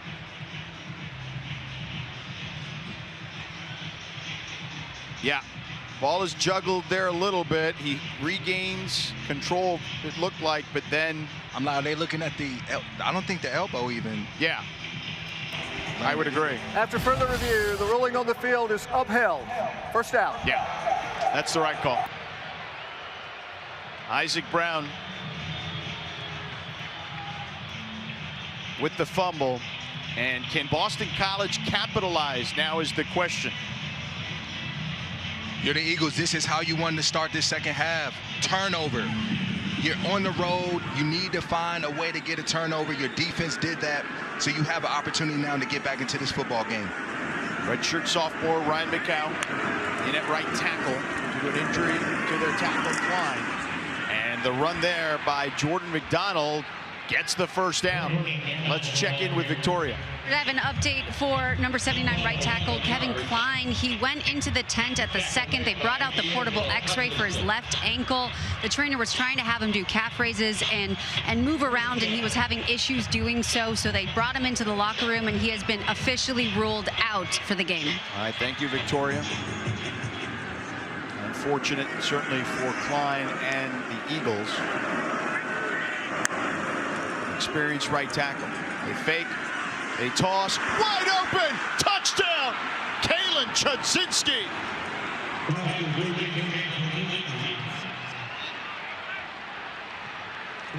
80 total yards for Chudzinski today already. 4 receptions. And that's a tight end leak play. You see him, he gets lost in the traffic. Chudzinski wide open. He just goes down the line of scrimmage, acts as if he's going to block a linebacker, and he wheels up, and nobody is able to find him. And the Eagles capitalize on the turnover. The extra point is up and good. If you're Bill O'Brien, this could not have played out better for your team. Great response from your football team. The belief is high, defense gets a turnover, and then you turn right around with a big-time touchdown. We mentioned Chudzinski in the first half. He's the son of Rob Chudzinski, tight end of the University of Miami. Rob, during the championship years in the dynasty era, was their offensive coordinator in 2001 when they won their last championship. Multiple-time offensive coordinator in the NFL, multiple times over. Currently a senior analyst here. His son, Kalen, who scored that touchdown, was a hockey player up until 2 years ago. Well, he picked the right sport. He's back-to-back games with touchdowns, and he's made a couple big-time plays today. Former three-star player. You know how good you have to be a three-star only playing 2 years of football? My goodness. And that one through the end zone. Let's go downstairs to Victoria. Guys, Kalen Chudzinski has always been meant to be a BC Eagle. He has said that his grandfather played there, his uncle did, his grandmother also went there. So BC is a huge part of who he is and who he's always been. So playing here is a dream come true, and it is showing. No doubt, he got a long lineage. It also helps, look, if you're going to switch sports, that your dad was so successful. We already gave the list of his resume. If you're going to make that switch, that's a good person to learn from. For sure. Kewan Brown now in the backfield after the Isaac Brown fumble. Moss under center, play action with time to the sideline, and it's caught by Chris Bell, who fell initially, got back up and able to snag it for the first down. Chris Bell, he doesn't need much separation at the top of the routes. If you look at him throughout the course of the year, he wins all the time just in close combat. He's strong at the top, nice hands. Even with the fall, the level of concentration there just to get up and catch the football is unbelievable. A 14-yard gain, his first catch of the night, Chris Bell. And it's a good time to get him going. Isaac Brown out of this football game right now, probably due to the fumble. Time for Chris Bell to step up. Third in the nation in yards per game by average. High snap, they get it to Brown, and Brown hit at the line of scrimmage. Omar Thornton plugged that hole. Second down upcoming. No gain on the play. Thornton is a guy I've seen on film a lot. Just show up in that line of scrimmage. He's a good tackler. Know he missed a big one earlier, but he doesn't miss too many. This BC defense has been challenged, ravaged due to injuries this season. 5 wide receivers for Moss, back to the air, to the sideline to Lacey, and out of bounds after a modest gain of 5.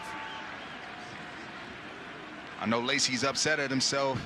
He had one-on-one coverage with the leader, KP Price. There was a lot of space that he gave up.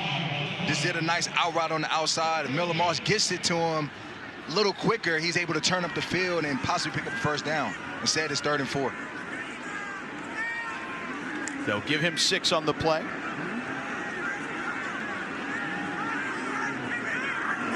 Third and 4 for Moss. And a timeout. Jeff Brom wants to talk things over. First, we'll step aside. Louisville up 4, but Jeff Brom wants to have a chat. ESPN app, powered by your favorites.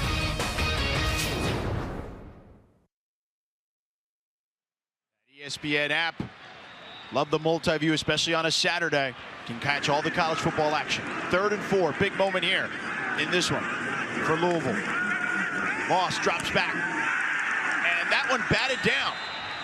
Incomplete. Chris Marable. And they force Louisville to punt. Marable able to get that hand up. Marable just overpowers the guard there, just walking him back and gets his big hand in the way to prevent that first down. Miller Moss had a couple open wide receivers underneath, but good job by Marable. And Louisville now 1 of 4 on third downs. And this thing is getting interesting as Boston College is hanging around. Charlie Camella back to receive the punt. He'll let it bounce. And downed at the 23-yard line. 31-yard punt, no return. Last drive, let's take a look at that. And a fumble by Isaac Brown created an opportunity for Boston College, recovered there by Isaiah Farris. And then Grayson James found a wide open Kalen Chudzinski for the touchdown. And that's how we arrive at our current score of 21-17. And Boston College with an opportunity here to either inch closer or take the lead. Boston College did what they need to do. Capitalize on the short field done by your defense. Handoff to McDonald on the left side. Let's go downstairs to Victoria. Guys, you talk about that fumble from Isaac Brown. He has not been back in since then, and there's been some pretty roller coaster ride of emotions with him when teammates and coaches were coming over to try to tell him, hey, it's okay, it's okay. He was pushing them away, saying things that weren't appropriate for television, but he's very frustrated. Thank you for that update, Victoria. Something certainly we'll keep an eye on. And, you know, that happens, Rod. Back-to-back weeks, you have these fumbles in critical junctures of the game. He's still a young player. He's only in his second season. The past 3 games, George. Well, that's true. Fair enough. Great UVA, point. Miami, and tonight. Yeah, that's right. And they're at pivotal points of a football game. One to try to close it out last week, and it gave Miami life. And it's a big third down here, 3rd and 3. Grayson James has been mobile today, keeping plays alive, getting first downs with his legs. He pump fakes, keeps the play alive here, throws it, and it's complete to Chudzinski again. Has enough for the first down, a flag on the play.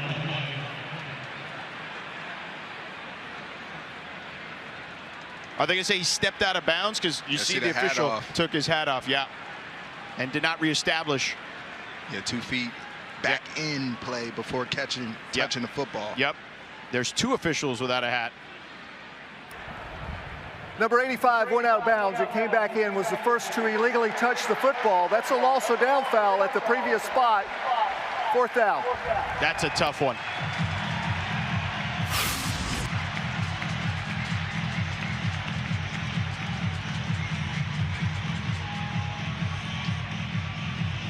Must have been. There it is. Yeah, that foot, yep.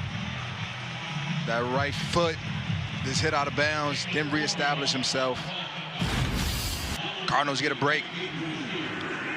Seamus Florio to punt it. Colin Lacey to receive. Florio boots this one, a line drive, and bounces out of bounds at the 31-yard line. A tough spot there for young Kalen Chudzinski, who's had such a good game today. 4 catches, 80 yards, and a touchdown. And listen, this is still a ball game. It's anybody's game right now. How do you view what we've seen? We've talked a lot about Boston College, but what are you seeing from Louisville? Louisville, they've gotten a lot of their production through the ground game.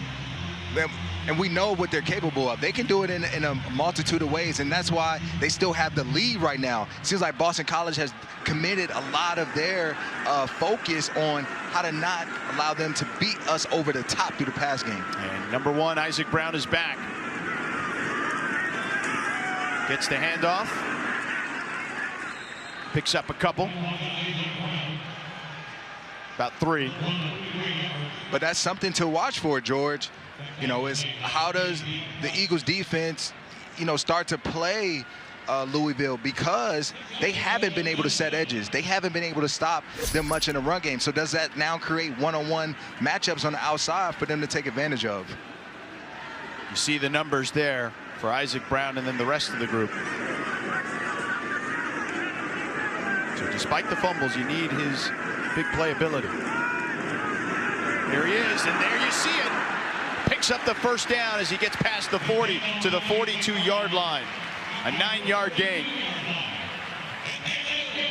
This stretch offense is dangerous.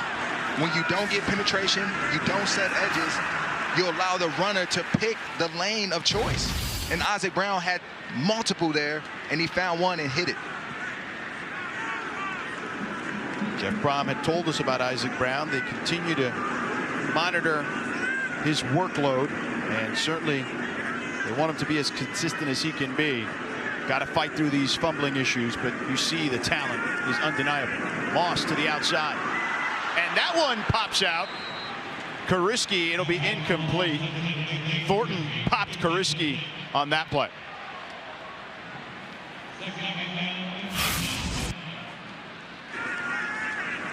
Good coverage. There's Thornton again, just coming up, making a strong tackle that got that football out. He's been arguably their MVP on defense to this point. Thornton is a good player. He's versatile, both him and KP Price, but you'll see him at the nickel position, center field. He does a lot for this defense. Sophomore from South Florida, American Heritage High School. A run up the middle there by Isaac Brown. Picks up a couple. It'll be 3rd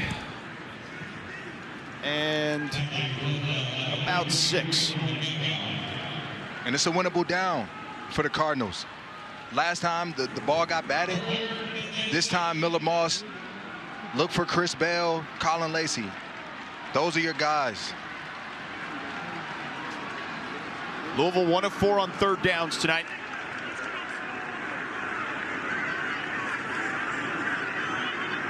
See Chris Bell in motion to the top of your screen.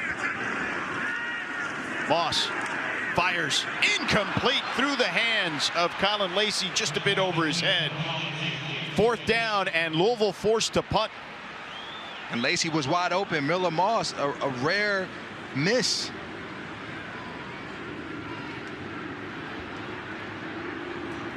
David Chapeau set to punt.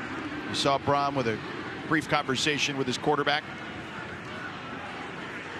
Charlie Camella set to receive at his own 10. Chapeau with a rough punt, and that one bounces out of bounds inside the 30 and will give Boston College decent field position as they trail by 4. 8:06 to go here in the 3rd.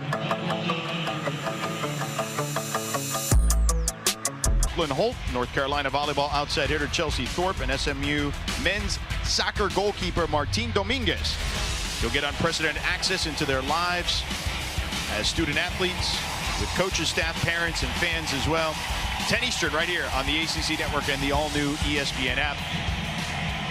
ACC Network in general, you want to talk about some of the best docu-series there are in college athletics. This is the place for that, no question. Big drive here for Boston College. Their first 4 drives, they had time of possession of over 23 minutes. Their last 4 under 3 minutes. See if they can control the clock again on the jet sweep to Bond. And wrapped up. Wait, the ball pops out. Louisville's going the other way. It's Antonio Watt. He's in the end zone. They'll call it a touchdown. A 28-yard return.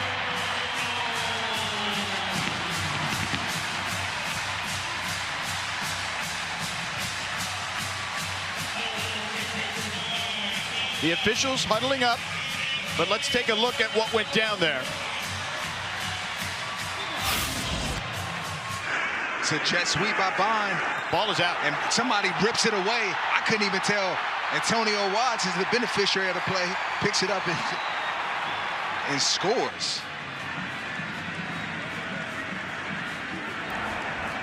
The officials are on the field as the runner was down before the fumble. Okay. It's 2nd down. So let's take one more look at that. That had to be a quick whistle. The ruling on the field of the runner being down is under further review. Let's see if we can hear the whistle on the Bond tackle.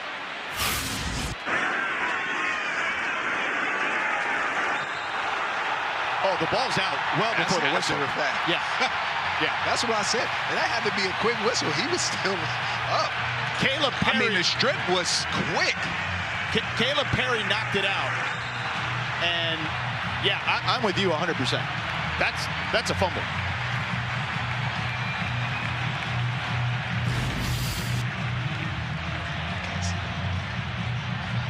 And let's see what Riley Johnson tells us. Is he still under the hood? Yeah, I don't think this should take very long, to be honest with you.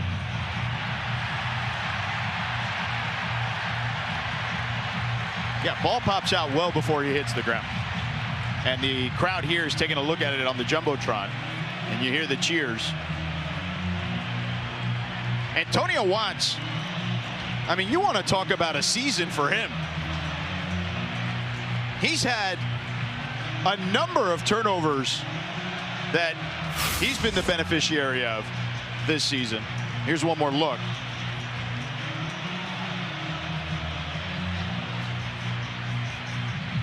Yeah, that's out. Did he strip it as well? No, it looked like Perry, I thought. I can't. I need that other angle, George, because it looked like Watts got in there to rip it away. After further review, the ruling on the field was the ball was fumbled and immediately recovered at the 27-yard line by Louisville. First down, Louisville. So no touchdown. Touchdown goes off the board. Crowd not happy. Yeah, that's heartbreaking if you're Watts. It's hard to get in the end zone as a defensive player. No doubt. And Watts, his first 30 games of his career, 0 INTs. He's had 3 in his last 4 games. And now what would have been a fumble recovery for a touchdown. He's hot right now. Yeah. Let's call it. He's hot. And so's the crowd. Yeah.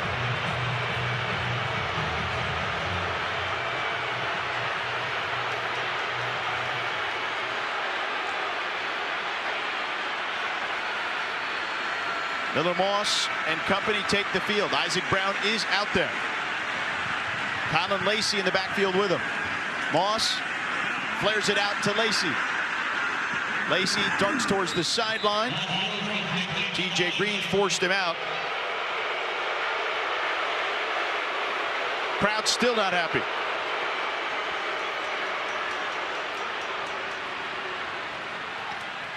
I guess I understand why they're not happy, though. you wipe a touchdown off the board. In a close game. In a close game. Nothing is free here. And honestly, they earned that, in my opinion. Strip, touchdown, that needs to stand. I'm with you. 2nd and 5. Moss, pressure coming. Lofts one, end zone. Touchdown. Colin Lacey. A 22-yard strike. And the crowd now a little happier.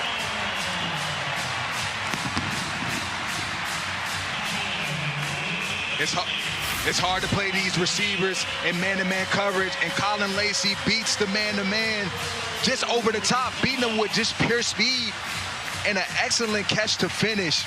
That's not easy, ladies and gentlemen.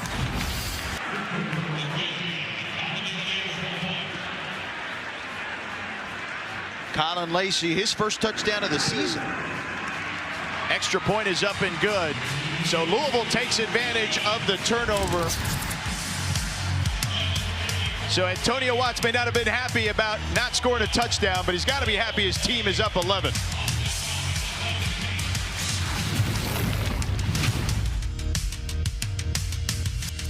Antonio Watts had recovered. Let's listen for the whistle here. So you hear the whistle there late. Riley Johnson, the lead official, then went under the hood, and he told us that it was a fumble. Ball was down, though, at the 27-yard line, and he didn't explain this at the time, but it's because of the whistle. That's the reason, if you're wondering at home, why Louisville ended up having to take the ball from the 27-yard line. They do eventually score on the Lacey touchdown pass from Miller Moss, but that's the reason that drive had to start for Louisville at the 27-yard line, because the whistle blew. But Brown still was heated about it. Oh, yeah. I would be, too.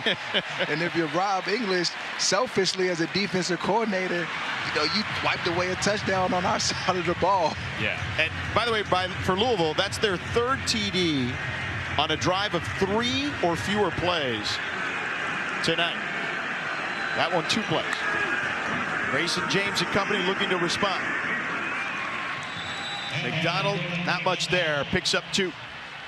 Caleb Perry on the tackle, 2nd and 8 upcoming. But that's the answer that I was talking about earlier, George, with this Cardinals defense. When your team needs a play this year, they've answered the bell with the big play of their own.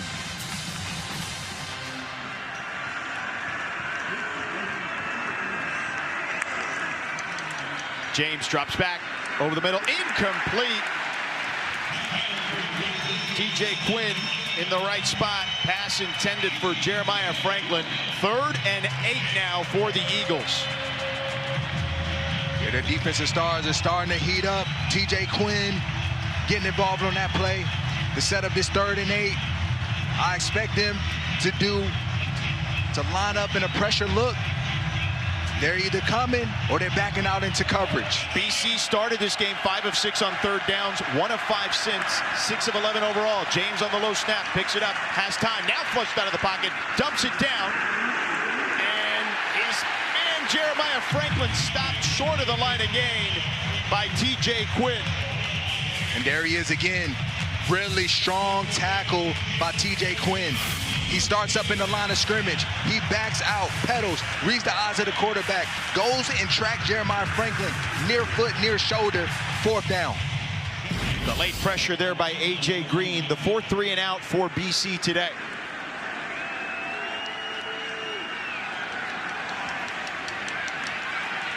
Florio to punt it. They almost got to that one. Lacey, Louisville player pushed a BC defender into Lacey. He didn't touch him, though, and the ball takes a BC bounce and more extracurricular activity as the Louisville players are pushing the BC players to try to get them to touch the ball.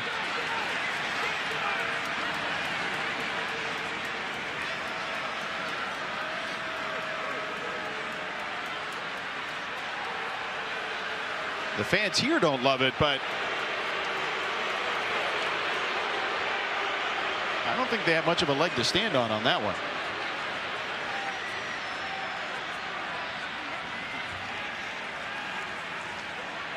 Jaleel Skinner, by the way, almost got to that punt moments ago. After the play was over, personal foul, unnecessary roughness, kicking team number 15. 15-yard penalty will be added on to the end of the play. 1st down. Antonio Meeks. So 15 yards will be tacked on. Here's the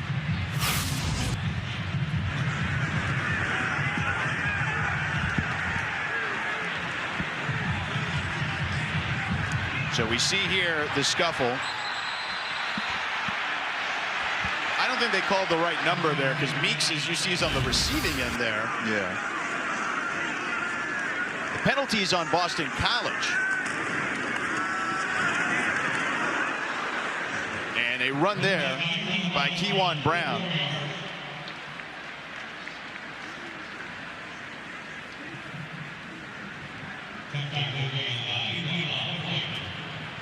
Yeah, if you're the Eagles defense right now, you want to stay in this game, you got to minimize the explosive play.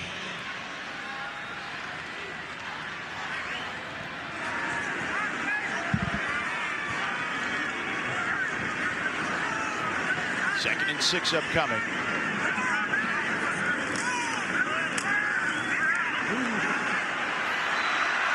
nice play there.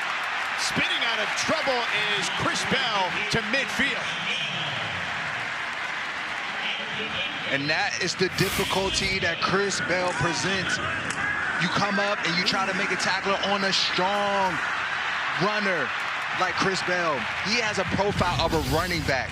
6'2", 220 frame. He's not easy to bring down.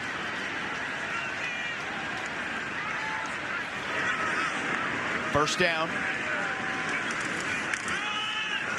Keywan Brown. He picks up about 3 yards. And a man down. Injury to a defensive player.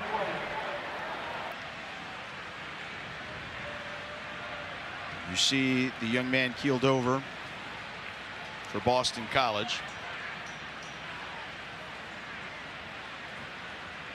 You still can't identify who it is just yet.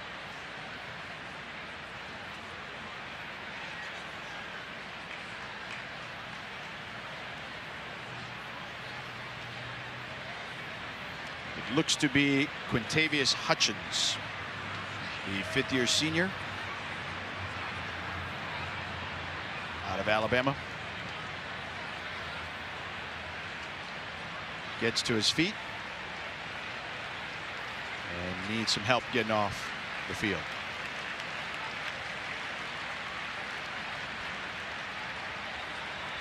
Hopefully he's all right. You know, one of their better pass rushers up front. Has 2 sacks this year, 3 tackles for loss. Could have been friendly fire. Yeah, right there by Cedarius McConnell.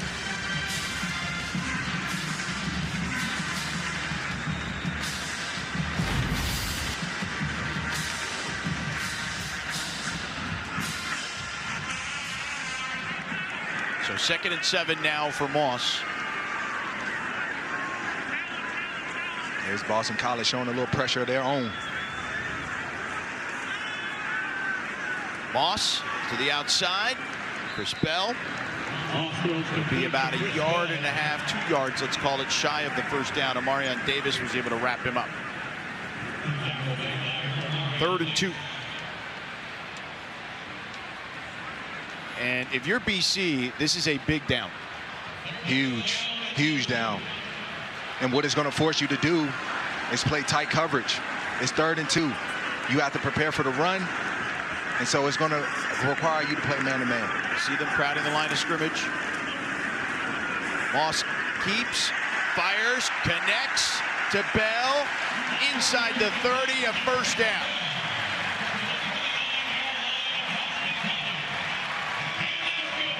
And no better target to feed it to if you need a first down than 0. Go to your guy. Go to your guy that you have a good relationship with, that you trust, that you know is going to be a for sure catcher. High snap, they hand it off. Back to the ground is Keywan Brown. Picks up 4.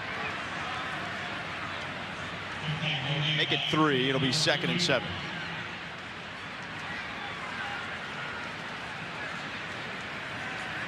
The Cardinals doing a good job at controlling the clock themselves now. Taking a page out of Boston College book in that first quarter. Yeah, the time of possession was heavily skewed early on to Boston College. 23 minutes in the first half. Moss, clean pocket, delivers, intercepted! KP Price headed the other direction and out of bounds at about the 35-yard line. Chris Bell was the target. Price read it the whole way. KP Price, playmaker for this Boston College defense. Watch him backpedal, read the eyes of Miller Moss, and make a big-time play when your team needs it. This is a guy that, man, he plays will linebacker, safety, Mike linebacker. It don't matter. He says, I got you, coach. Looks like the ball may have been tipped, perhaps at the line of scrimmage.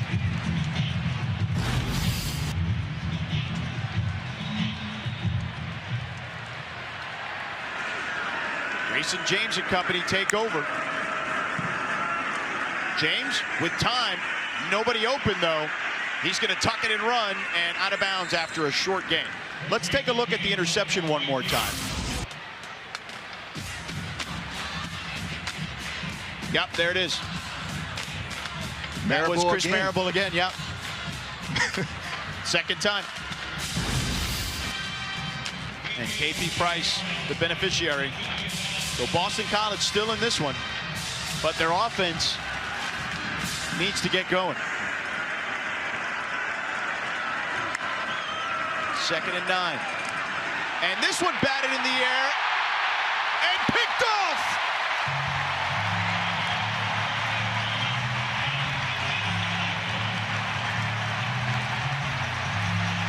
Jordan Garrod. Rolling on the field is an interception by Louisville. First down. Clev Lubin got his hand up. Garrod came up with it. These defensive linemen are getting involved in the game. Lubin says, you know what? I can break up a pass too. And a big play by Garrod. Man, I love when defensive linemen get interceptions. They pray for those moments. 11th interception for Louisville this season. 5 in the last 2 games. They had the 4 at Miami. Back-to-back tips. You don't see that every day. This has been a fun game. Brown burst through the hole. Flag trails the play. Has enough for the first down. KP Price tripped him up. Holding. Offense number 85. 10-yard penalty. First down. Nate Kariski, the redshirt junior, the starting tight end. And Brown limping a little bit.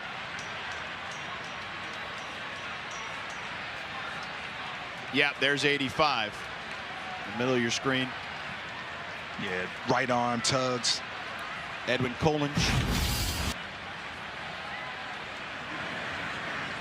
The defensive end that was held. And Brown back on the sideline. We've been talking about trying to manage his snap count, especially without Duke Watson. And they are thunder and lightning, those two. And Kewan Brown, they rotate the 3 of them with Watson's injury. And we have movement up front. With Watson's injury, they're down to 2 backs. False start. Offense number 88. 5-yard penalty. First down. Jaleel Skinner, the redshirt junior. Been here a couple of years, originally transferred from Miami. Yeah, that's an easy call. Now 1st and 25. Yeah, not where you want to be as an offense, but as a defense, you have to take advantage of their costly mistakes. 2 penalties on this drive for Louisville. They had 2 previously to that. Moss lets it rip. Too high for his intended target, Chris Bell. Carter Davis in coverage. The crowd wanted a flag there, but that ball was not catchable. Yeah, no, not at all. And that was a dangerous throw by Miller Moss. There's a lot of Eagles in the area. Think about 4, if I counted correctly.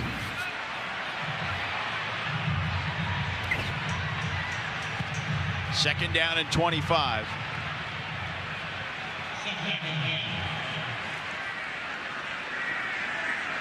Got to get close to half of it back if you're Louisville. BC, they rush 3. They toss it on a screen to Lacey, but not much there. 2-yard gain. TJ Green wrapped him up quickly. 3rd down and 23. Yeah, the young freshman getting some burn. TJ Green, big tackle. Colin Lacey is not easy to bring down in open space. And here you are, 3rd and forever. You got to do the same thing again. You're going to have to come up and make an open tackle. Louisville 2 of 6 on 3rd downs.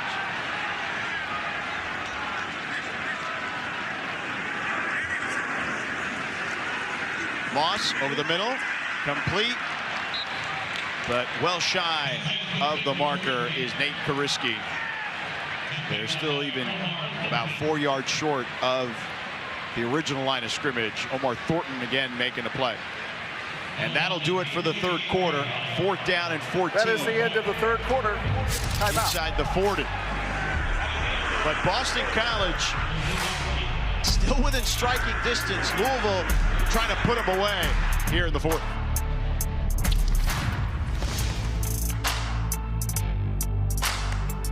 All right, Coach, you seem a bit visibly frustrated. Can you tell me what's going through your head right now?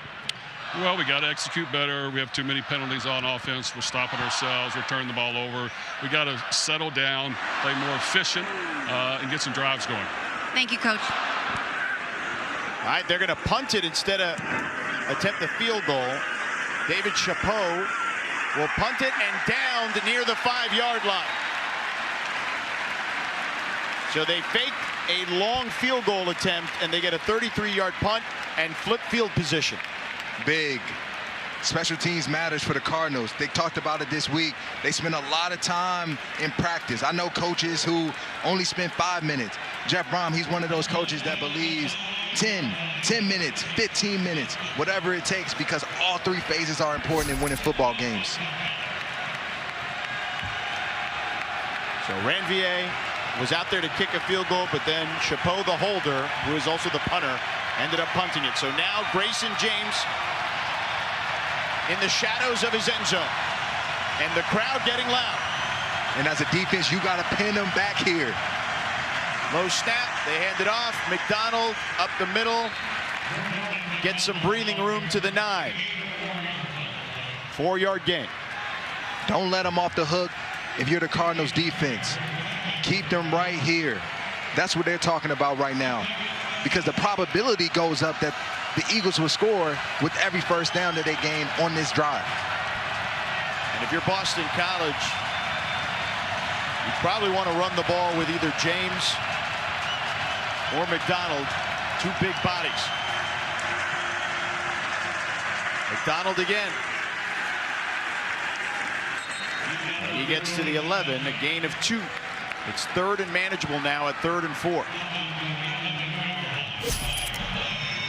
On 3rd downs, again, 5 of 6 they started, and 1 of 6 since. Yeah, that actually should be 1 of 7. Yeah, this is a manageable down for the Eagles. If I'm there, I'm thinking of moving the pocket to get Grayson James on the move to find a receiver into the flat. Alex Broom in the backfield. Louisville bringing the heat. They pick it up. James to the air, throws it complete. And it's going to be close. I think he might be short of the marker. He does look short, George. Dawson Pugh, did he drop it? No. They're saying it's a completion, but short. And that's a freshman mistake right there, not getting beyond the yard marker. Correct. Not running to the depth of the sticks, coming up just shy because he's open. Oh, he did drop it. He did drop it. He did drop it. So they got lucky there, but now they the previous decided to take a play look. of a completed catch is under further review. It's been a wild game. Yeah, just look up here. I'll tell you. All right. 11-point lead. They will review this one, but it should be an easy call, as you see right here. Ball hits the ground. We'll be back in a moment.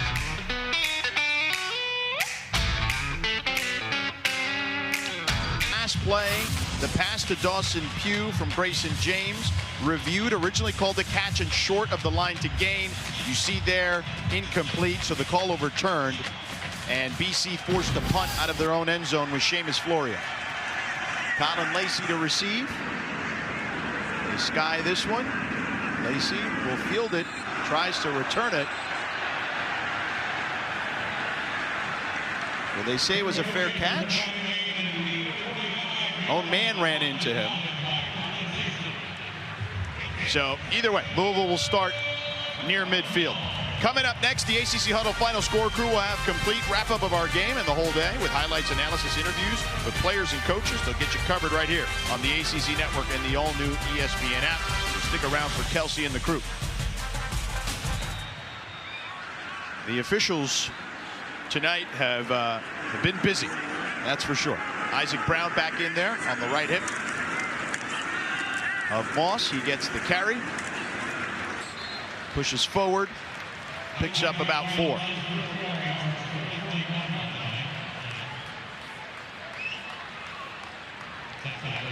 You might be wondering how we got here. Well, BC had a 10-7 lead. Louisville stopped them on a 4th down play in Louisville territory, and then quick strikes after that have given them the lead, and they haven't looked back since. They also recovered a fumble and able to capitalize on a touchdown to Colin Lacey as well. Moss, pressure coming, hit as he throws, lofts it up. It's incomplete, intended for Trayshawn Hurry. Isaiah Ferris in coverage. Amazing play by Ferris and not getting there early and just finishing all the way to the end of the play. Ferris on the sideline now. Mekhi Byerson. Holding. Offense number 70. 10-yard penalty. Second down. That was on Trevante Sylvester. So the pressure earlier was on Byerson. So there's a hold, and we're coming back.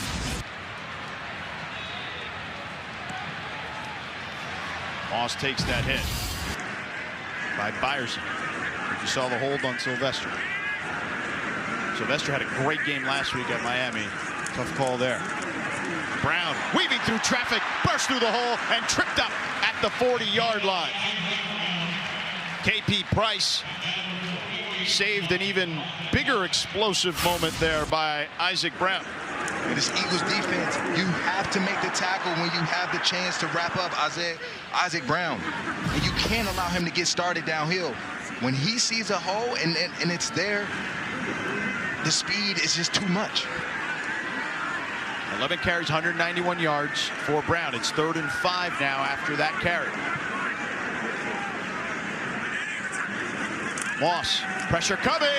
Ball is out. BC scoops it up. They've got it. He was hit and the ball popped up.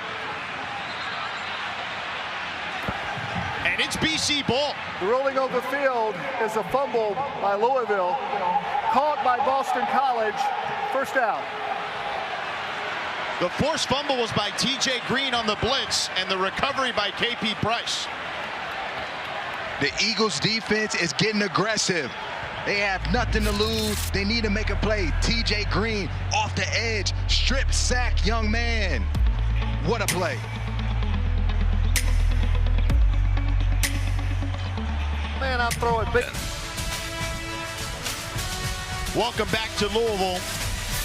It's an 11-point game, but this thing has been insane the last few minutes.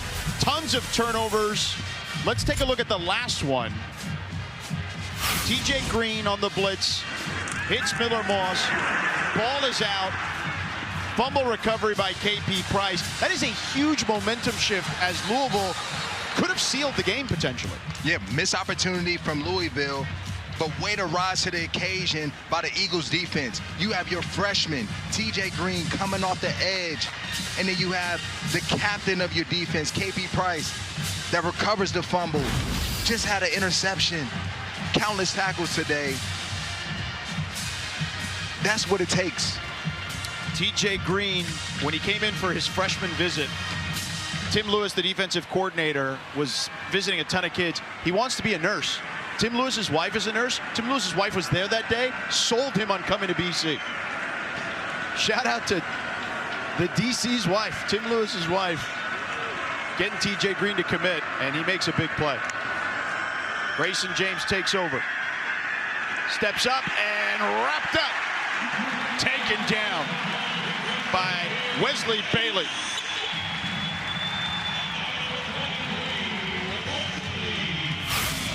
The play took too long to develop.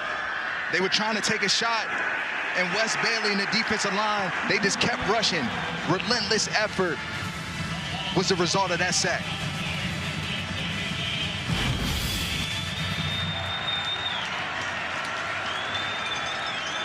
That's Bailey's 3rd sack of the season. 2nd and 15 now. James throws too high and is picked off. Caleb Perry has a convoy for a moment and then tackled out of bounds by Reed Harris. Another turnover in this game. This is back and forth, man. This is a boxing match here. They're exchanging blows, and these defenses are playing. I'm a defensive guy, so I'm loving this right now. Just an errant throw by Grayson James goes off the head of Reed Harris, and Perry is there. to set up his team for another turnover.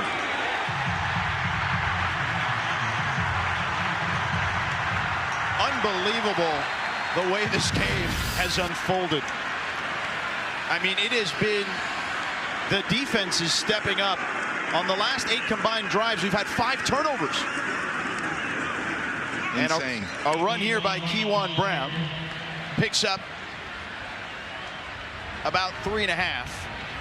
We'll call it 4.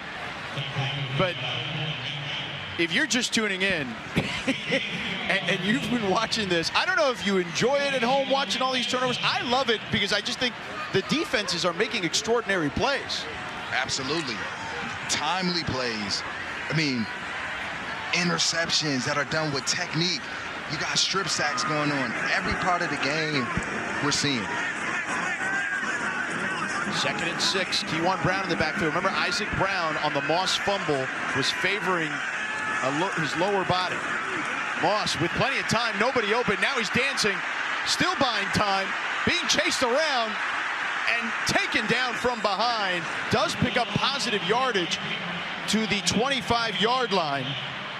And Cedarius McConnell finally brought him down. A lot of time given to Miller Moss. You know, this BC defensive line has been hard for them to find ways to pressure the quarterback with just a 4-man rush, which is why he has so much time. But credit to the back end of the Eagles defense, because I've lived that world. When a quarterback's scrambling, it's very hard to cover these receivers. 3rd and 5. Colin Lacey in the backfield, but Louisville 30-second timeout. is calling timeout. Louisville, 2nd of the half. So Isaac Brown, we mentioned, was going to come, was out because he was favoring what seemed to be his leg or lower body after the Moss fumble. He did run back in right before that play, and then the coaches called him back. So he seems to be okay to play. But Colin Lacey was in the backfield, and we've seen him certainly line up everywhere. But what kind of conversations are you having as you see Isaac Brown's numbers tonight? He's been electric outside of a fumble. And what is the conversation like if you're Jeff Brom right now as you're trying to put this thing away? Right now, I'm going to look for this to be 4-down territory for me. 3rd and 5 right now. You don't have to necessarily throw the football. You can lean on your run game that's been getting positive yards all day versus an Eagles defense that struggled to set the edge and the struggle in the trenches. So, again, it doesn't have to be in Miller Moss' hands to throw the ball. We can also see them pick it up through the ground.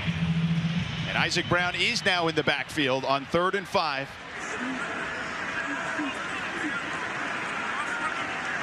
They need to get to the 20. Brown takes it and picks up 2. Chris Marable, who had 2 big deflections earlier, took down Brown. 4th down, and you said 4-down territory. They are bringing out the kicking team. It looks to be Cooper Ranvier, the kicker. Playing smart football. That's what Jeff Brom is doing right now, because your quarterback, things have been happening. Things that haven't worked in your favor. Interception, strip sack. Let me make the decision for you. It would be a 2-score game still if he converts on this 41-yard attempt. He missed from 52 early. The kick is up and good. 14-point lead, 8:13 to go. Time is running out if you're Boston College.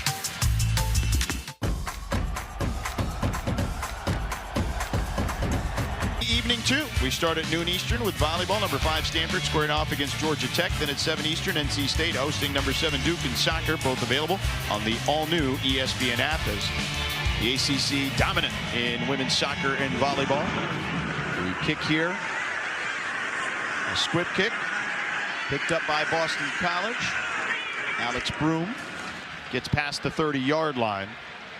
BC's last 6 drives, 3 and out, fumble, 3 and out, interception, 3 and out, and interception. But, Rod, the interesting part about this is Bill O'Brien's team has been fighting, man. They have been ravaged with injuries this season, particularly on the defensive end. And even tonight, they lost Isaiah Farris earlier. They've lost a number of different guys, including Quintavious Hutchins, one of their pass rushers, and their starting right tackle, Kevin Klein, but yet still fighting. Devastated with injuries, but no quit in this team. And that's credit to Bill O'Brien and the leaders. An inside handoff. McDonald about 2 yards shy of the marker. Let's go downstairs to Victoria with an update. You talk about Quintavious Hutchins, number 15 for BC. He went into the tent. He was talking with trainers, visibly grabbing his head. They were putting him through an eye test, and then he covered his eyes and was walking back into the locker room, George. All right, Victoria, thank you. Pass complete at midfield to Reed Harris. First down. Marked now at the 48-yard line of Louisville. A big moment and a big drive. And you see James kind of limping a little bit there. 2-score game. James incomplete. That one intended for Jeremiah Franklin, the senior tight end. He's got to be careful. You got to try to move those linebackers. You can't stare down your wide receivers, especially with these sort of linebackers. When they see something, they go. Grayson James grimacing a moment ago. 2nd and 10. James started pretty hot in this one. 14 of 17, 4 of 17 since. James with time, fires too high. Intended for Reed Harris again. And Harris is a big target at 6'5". Jabari Mack, pardon me, in coverage. 3rd down and 10 upcoming. It's a big down for the Eagles. I don't know if I would imagine the Cardinal defense will elect to send pressure. His offensive line hasn't given up much sacks today, but Grayson James has felt the pressure in this second half in particular. They're 6 of 13 on 3rd down. Pressure surrounding James, flushed out, throws off his back foot, and sails this one, and that one is almost intercepted by D'Angelo Hutchinson. Pressure by A.J. Green on James, and they're now 6 of 14 on 3rd down. And they did exactly what I said. They brought the pressure. They weren't going to let Grayson James just stand back there with time. And Hutchinson, you got to come down with that one. Well, they're going for it here on 4th down because this is the game. 4th and 10. Time is not their friend, so they got to hit the gas here. Eagles need to max protect. Louisville brings the heat. James steps up, complete to Jeremiah Franklin to the 35-yard line for a 1st down. 13-yard gain. Woo. James stood in there strong, stepped up and threaded the needle. Big time play.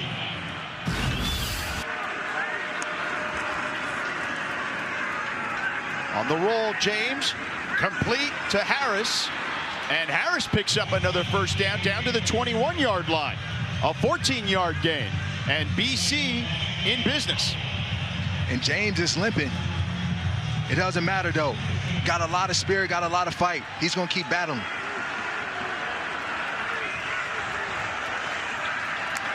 James, pressure coming, throws, finds his man for a touchdown. It's Jeremiah Franklin, throws a dart down the seam, a 21-yard score.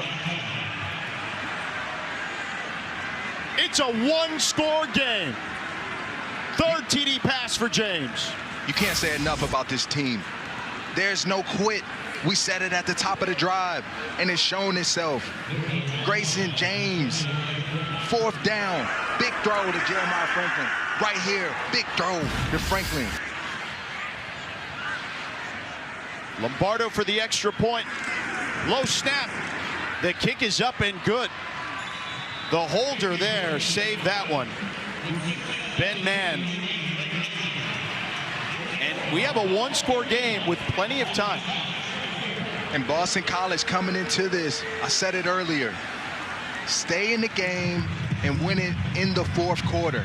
That is their philosophy, and they've done everything to put themselves in this position. Turnovers, getting off to a fast start, battling back, and now you sit here, one possession game. Early in this game, in the first half, their recipe for success, Boston College, was ball control. They possessed it for over 23 minutes in the first half. You saw there on that graphic a few moments ago, that drive, and look, they need to because it's what the game dictates. Yeah. 1 minute and 48. They've been able to do it in a lot of different ways in this game and finding a way to somehow stay in it. And Louisville, of course, after that big win against Miami, Jeff Brom told us that they've done everything they can this week to avoid the letdown factor. And we're going to see what they're made of right now. You got to close out this football game. You're at home.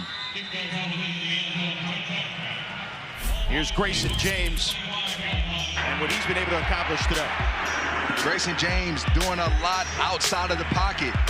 This is what makes him dangerous as a quarterback, his ability to be mobile. He's a smart quarterback, and so he's found the right guy tonight.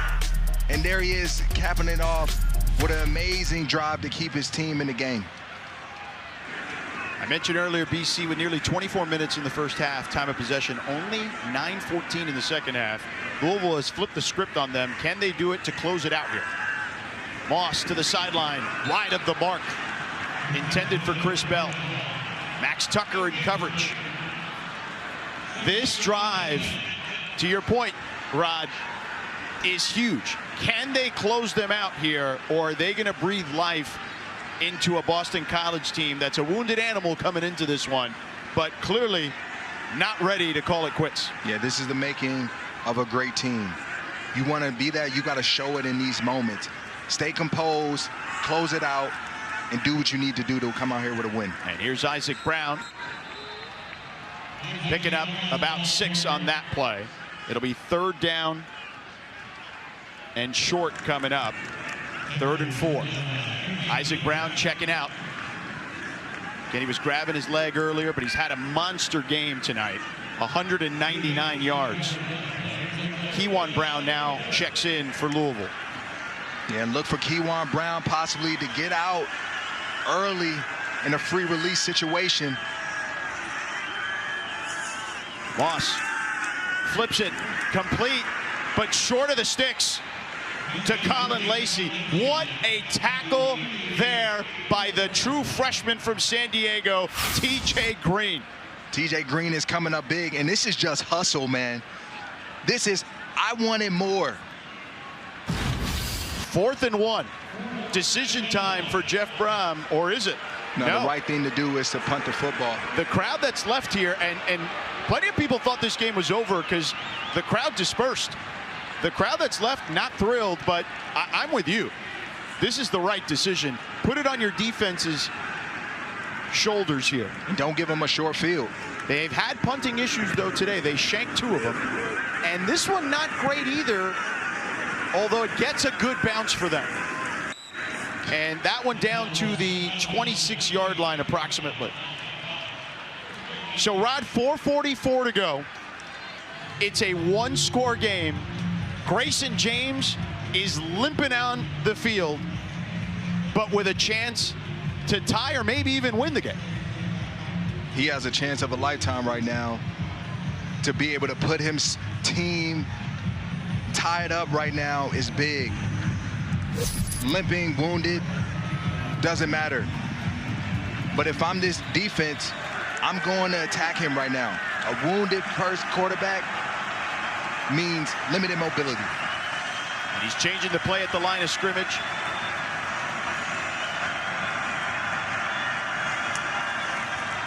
Pressure coming backside. He throws and complete to the 32-yard line to who else but Louis Bond, the captain of the offense, the veteran leader, the mentor of the receiving group. 2nd and 5. Louisville showing pressure. Here they come. He gets it out quick. James does, complete to Harris for a 1st down. Reed Harris, his roommate. You always know where your roommate is, Rod. you do, and they have a really good relationship. And that was just a nice out route on the outside there by Reed Harris to keep this drive alive. To the 42-yard line. Pugh in motion. Handoff to McDonald. The big back pushes for a couple. A.J. Green wrapped him up, only a 2-yard gain. 2nd and 8 upcoming.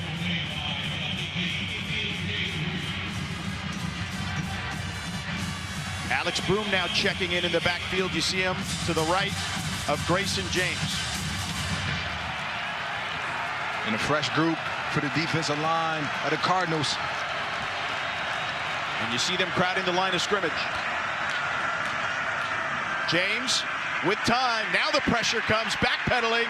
Wisely throws it out of bounds. I mean, it's 2-down territory anyway, so you live to fight another down.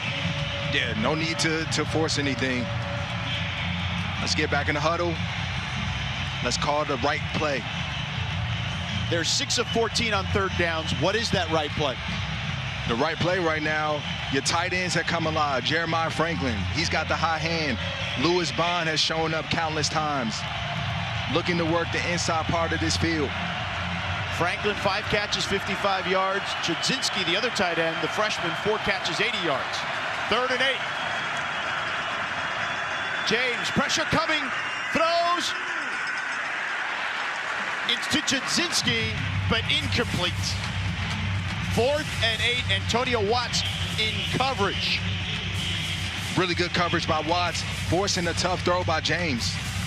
And with 3 timeouts left, Bill O'Brien is punting. He believes in his defense. They showed up today.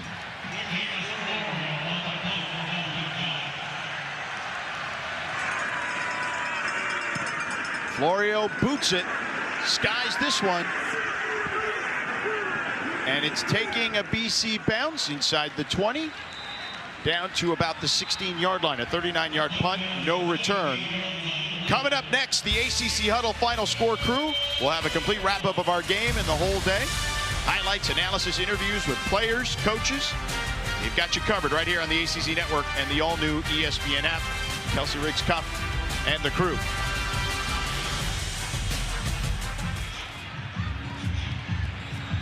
Seven-point ball game. Louisville trying to close this thing out. 3 timeouts for BC. We've had a bevy of turnovers. 5 on 8 drives in the first 8 drives of the second half. And here's a run to the right side by Kewan Brown. Picks up a couple, 3-yard gain. Omar Thornton with the backfield penetration allowed the defense to recover. A really good job by Thornton by just stopping the runner's feet and allowing the cavalry to come in and make that tackle. Please reset the game clock to 2:52. Thank you. And you hear Riley Johnson, our lead official. Boston College took their first timeout. They have 2 left. And don't forget, they also have the 2-minute timeout, potentially, if they can get a stop here. Yeah, and that's why I like the call by O'Brien to punt the football. Your defense has shown you today that they're capable of getting stops. And not only stops, but turnovers. Miller Moss, he's been out of rhythm a little bit. Making inaccurate throws and turnovers, and so you like those odds right now. Miller Moss, 14 of 26, 169 yards, and on the ground has the 2 touchdowns, has 1 through the air. Isaac Brown behind Moss in the pistol formation.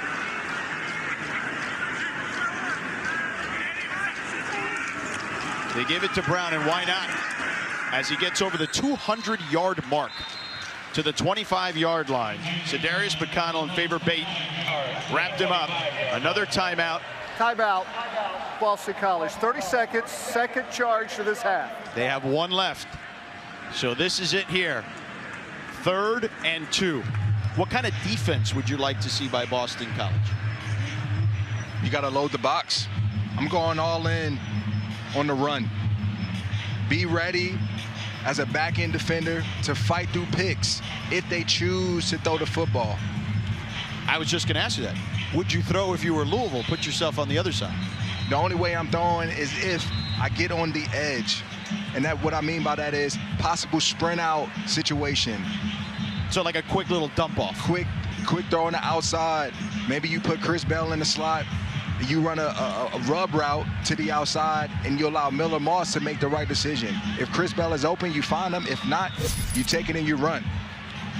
Isaac Brown, 205 yards, a career high. First Louisville back with 200-plus yards since Malik Cunningham, who was a quarterback, had 224 versus Duke back in 2021. Moss pulls, throws, wide open Skinner, the tight end for a first down. They sold out, they sucked him in, and Moss made a pay. Play fake work, George. And unfortunately, the cornerback on that play, he doesn't track Skinner. And there allows him to have just a couple yards ahead of him for Miller Moss to make that completion. Timeout, Boston College, 30 seconds. That's their third and final timeout of this half. That was an aggressive play call.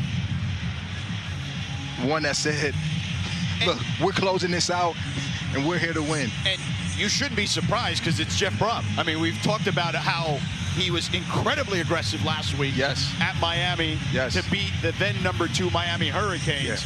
So if anyone's going to be aggressive, it's this guy. Conservative will not win you games.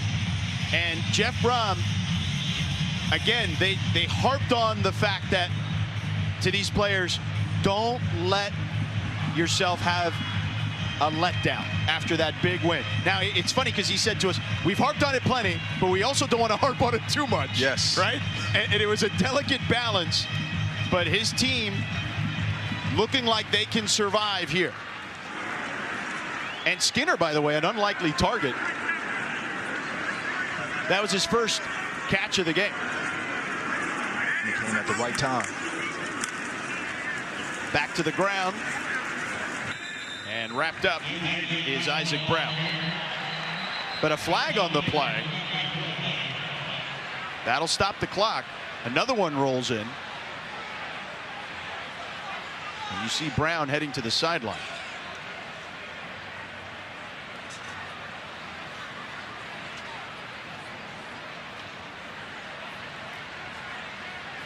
There's a player down. It looks to be Sedarius McConnell. Offense, number 0. 10-yard penalty from the previous spot. First down. Chris Bell. That's like a timeout for Boston College because you still have the 2-minute timeout. That's what I was going to say. You know, they still have the 2-minute on their side right now. And with that penalty, that helps the Eagles. What a turn of events.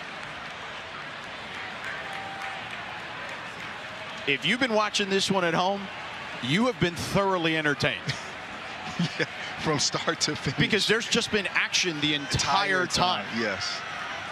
Whether it's the defense making plays and forcing turnovers, whether it's the offense and explosive plays. Yes. You know, we had an injury on the play. Please set the play clock to 40 seconds. Thank you.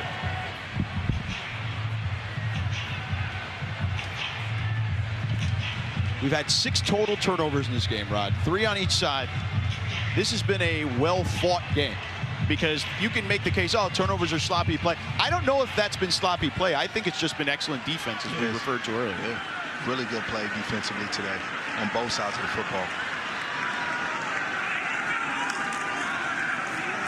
Hand it off.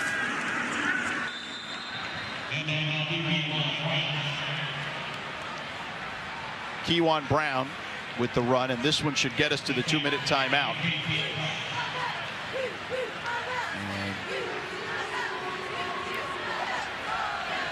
And so we will have the conclusion for you. 2-minute timeout.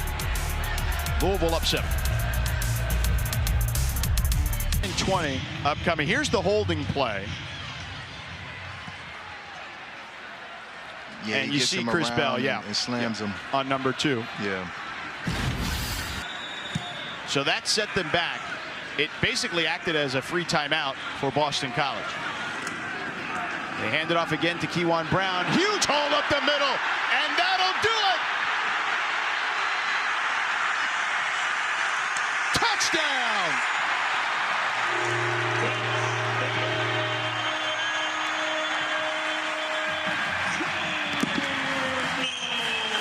"66 yards, the backbreaker by Kewan Brown."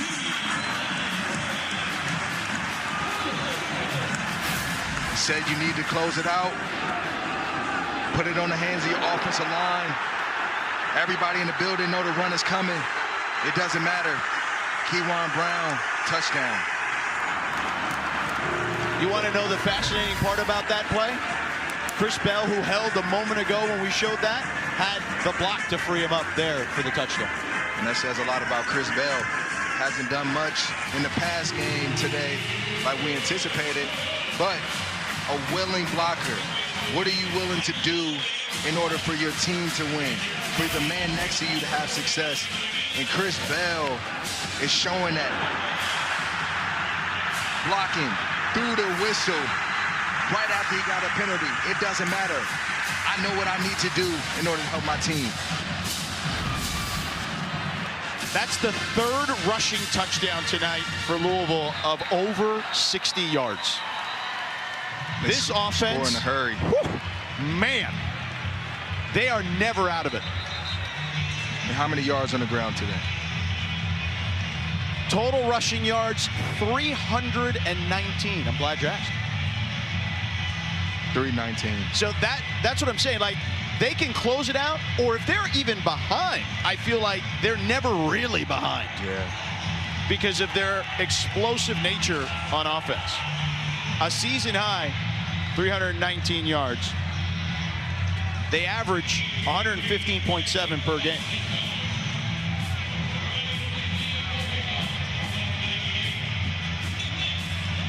And I'm sure, and you know this as well as anyone because you played 13 years in the NFL, you won a Super Bowl. Jeff Brom gets the best of both worlds here because he comes out with the victory, but he's got a lot to go with in the film room. A ton after you had a big win like Miami. You come back out here, not your best performance all around. And so there's a lot to build from this game. You're happy, you applaud the win, but look, we got a lot of room to grow still, fellas, with a lot to play for as well. Right. I mean, they are in the thick of this thing in the ACC. They are in the thick of it for the CFP. And James wrapped up in the backfield. James already limping earlier. Wesley Bailey with the sack, along with Jordan Garrod. Rolling on the field is forward progress, 2nd down. Grayson James, you got a feel for him, man. He has taken a pummeling today. You can't say enough about him. Just a warrior.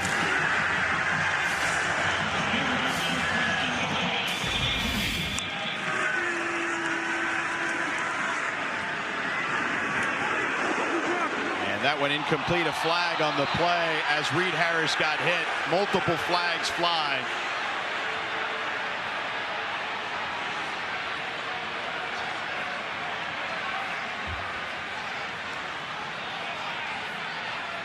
And you got to be careful here because if this is targeting, Louisville's player could potentially be out for the first half in their next game. Personal foul. Targeting, defense number 27. That play's under further review. And that's JoJo Evans, the 5th-year senior, transfer from FIU.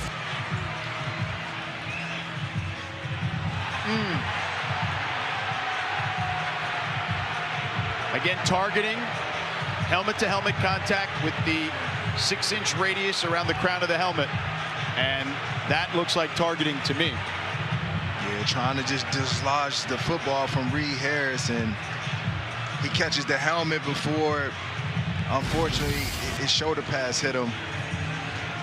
Tough play. You know, quarterback tries to thread the needle in cover 2. You try to get over the top to just erase him from making a big play. And Riley Johnson taking a look. Thankfully, Reed Harris is okay as well. Yeah. And we'll see the ruling. And I don't think the intent was there to lead with the helmet. Oh, no. Just tough positioning for Evans there. Yeah, you nailed it. He was trying to dislodge the ball. There's no question. And he even tries to turn to the side a little bit when you look at it. Yeah. By the way, Reed Harris hauled it in, and JoJo Evans did dislodge the ball. Unfortunately for him, they made helmet-to-helmet contact there.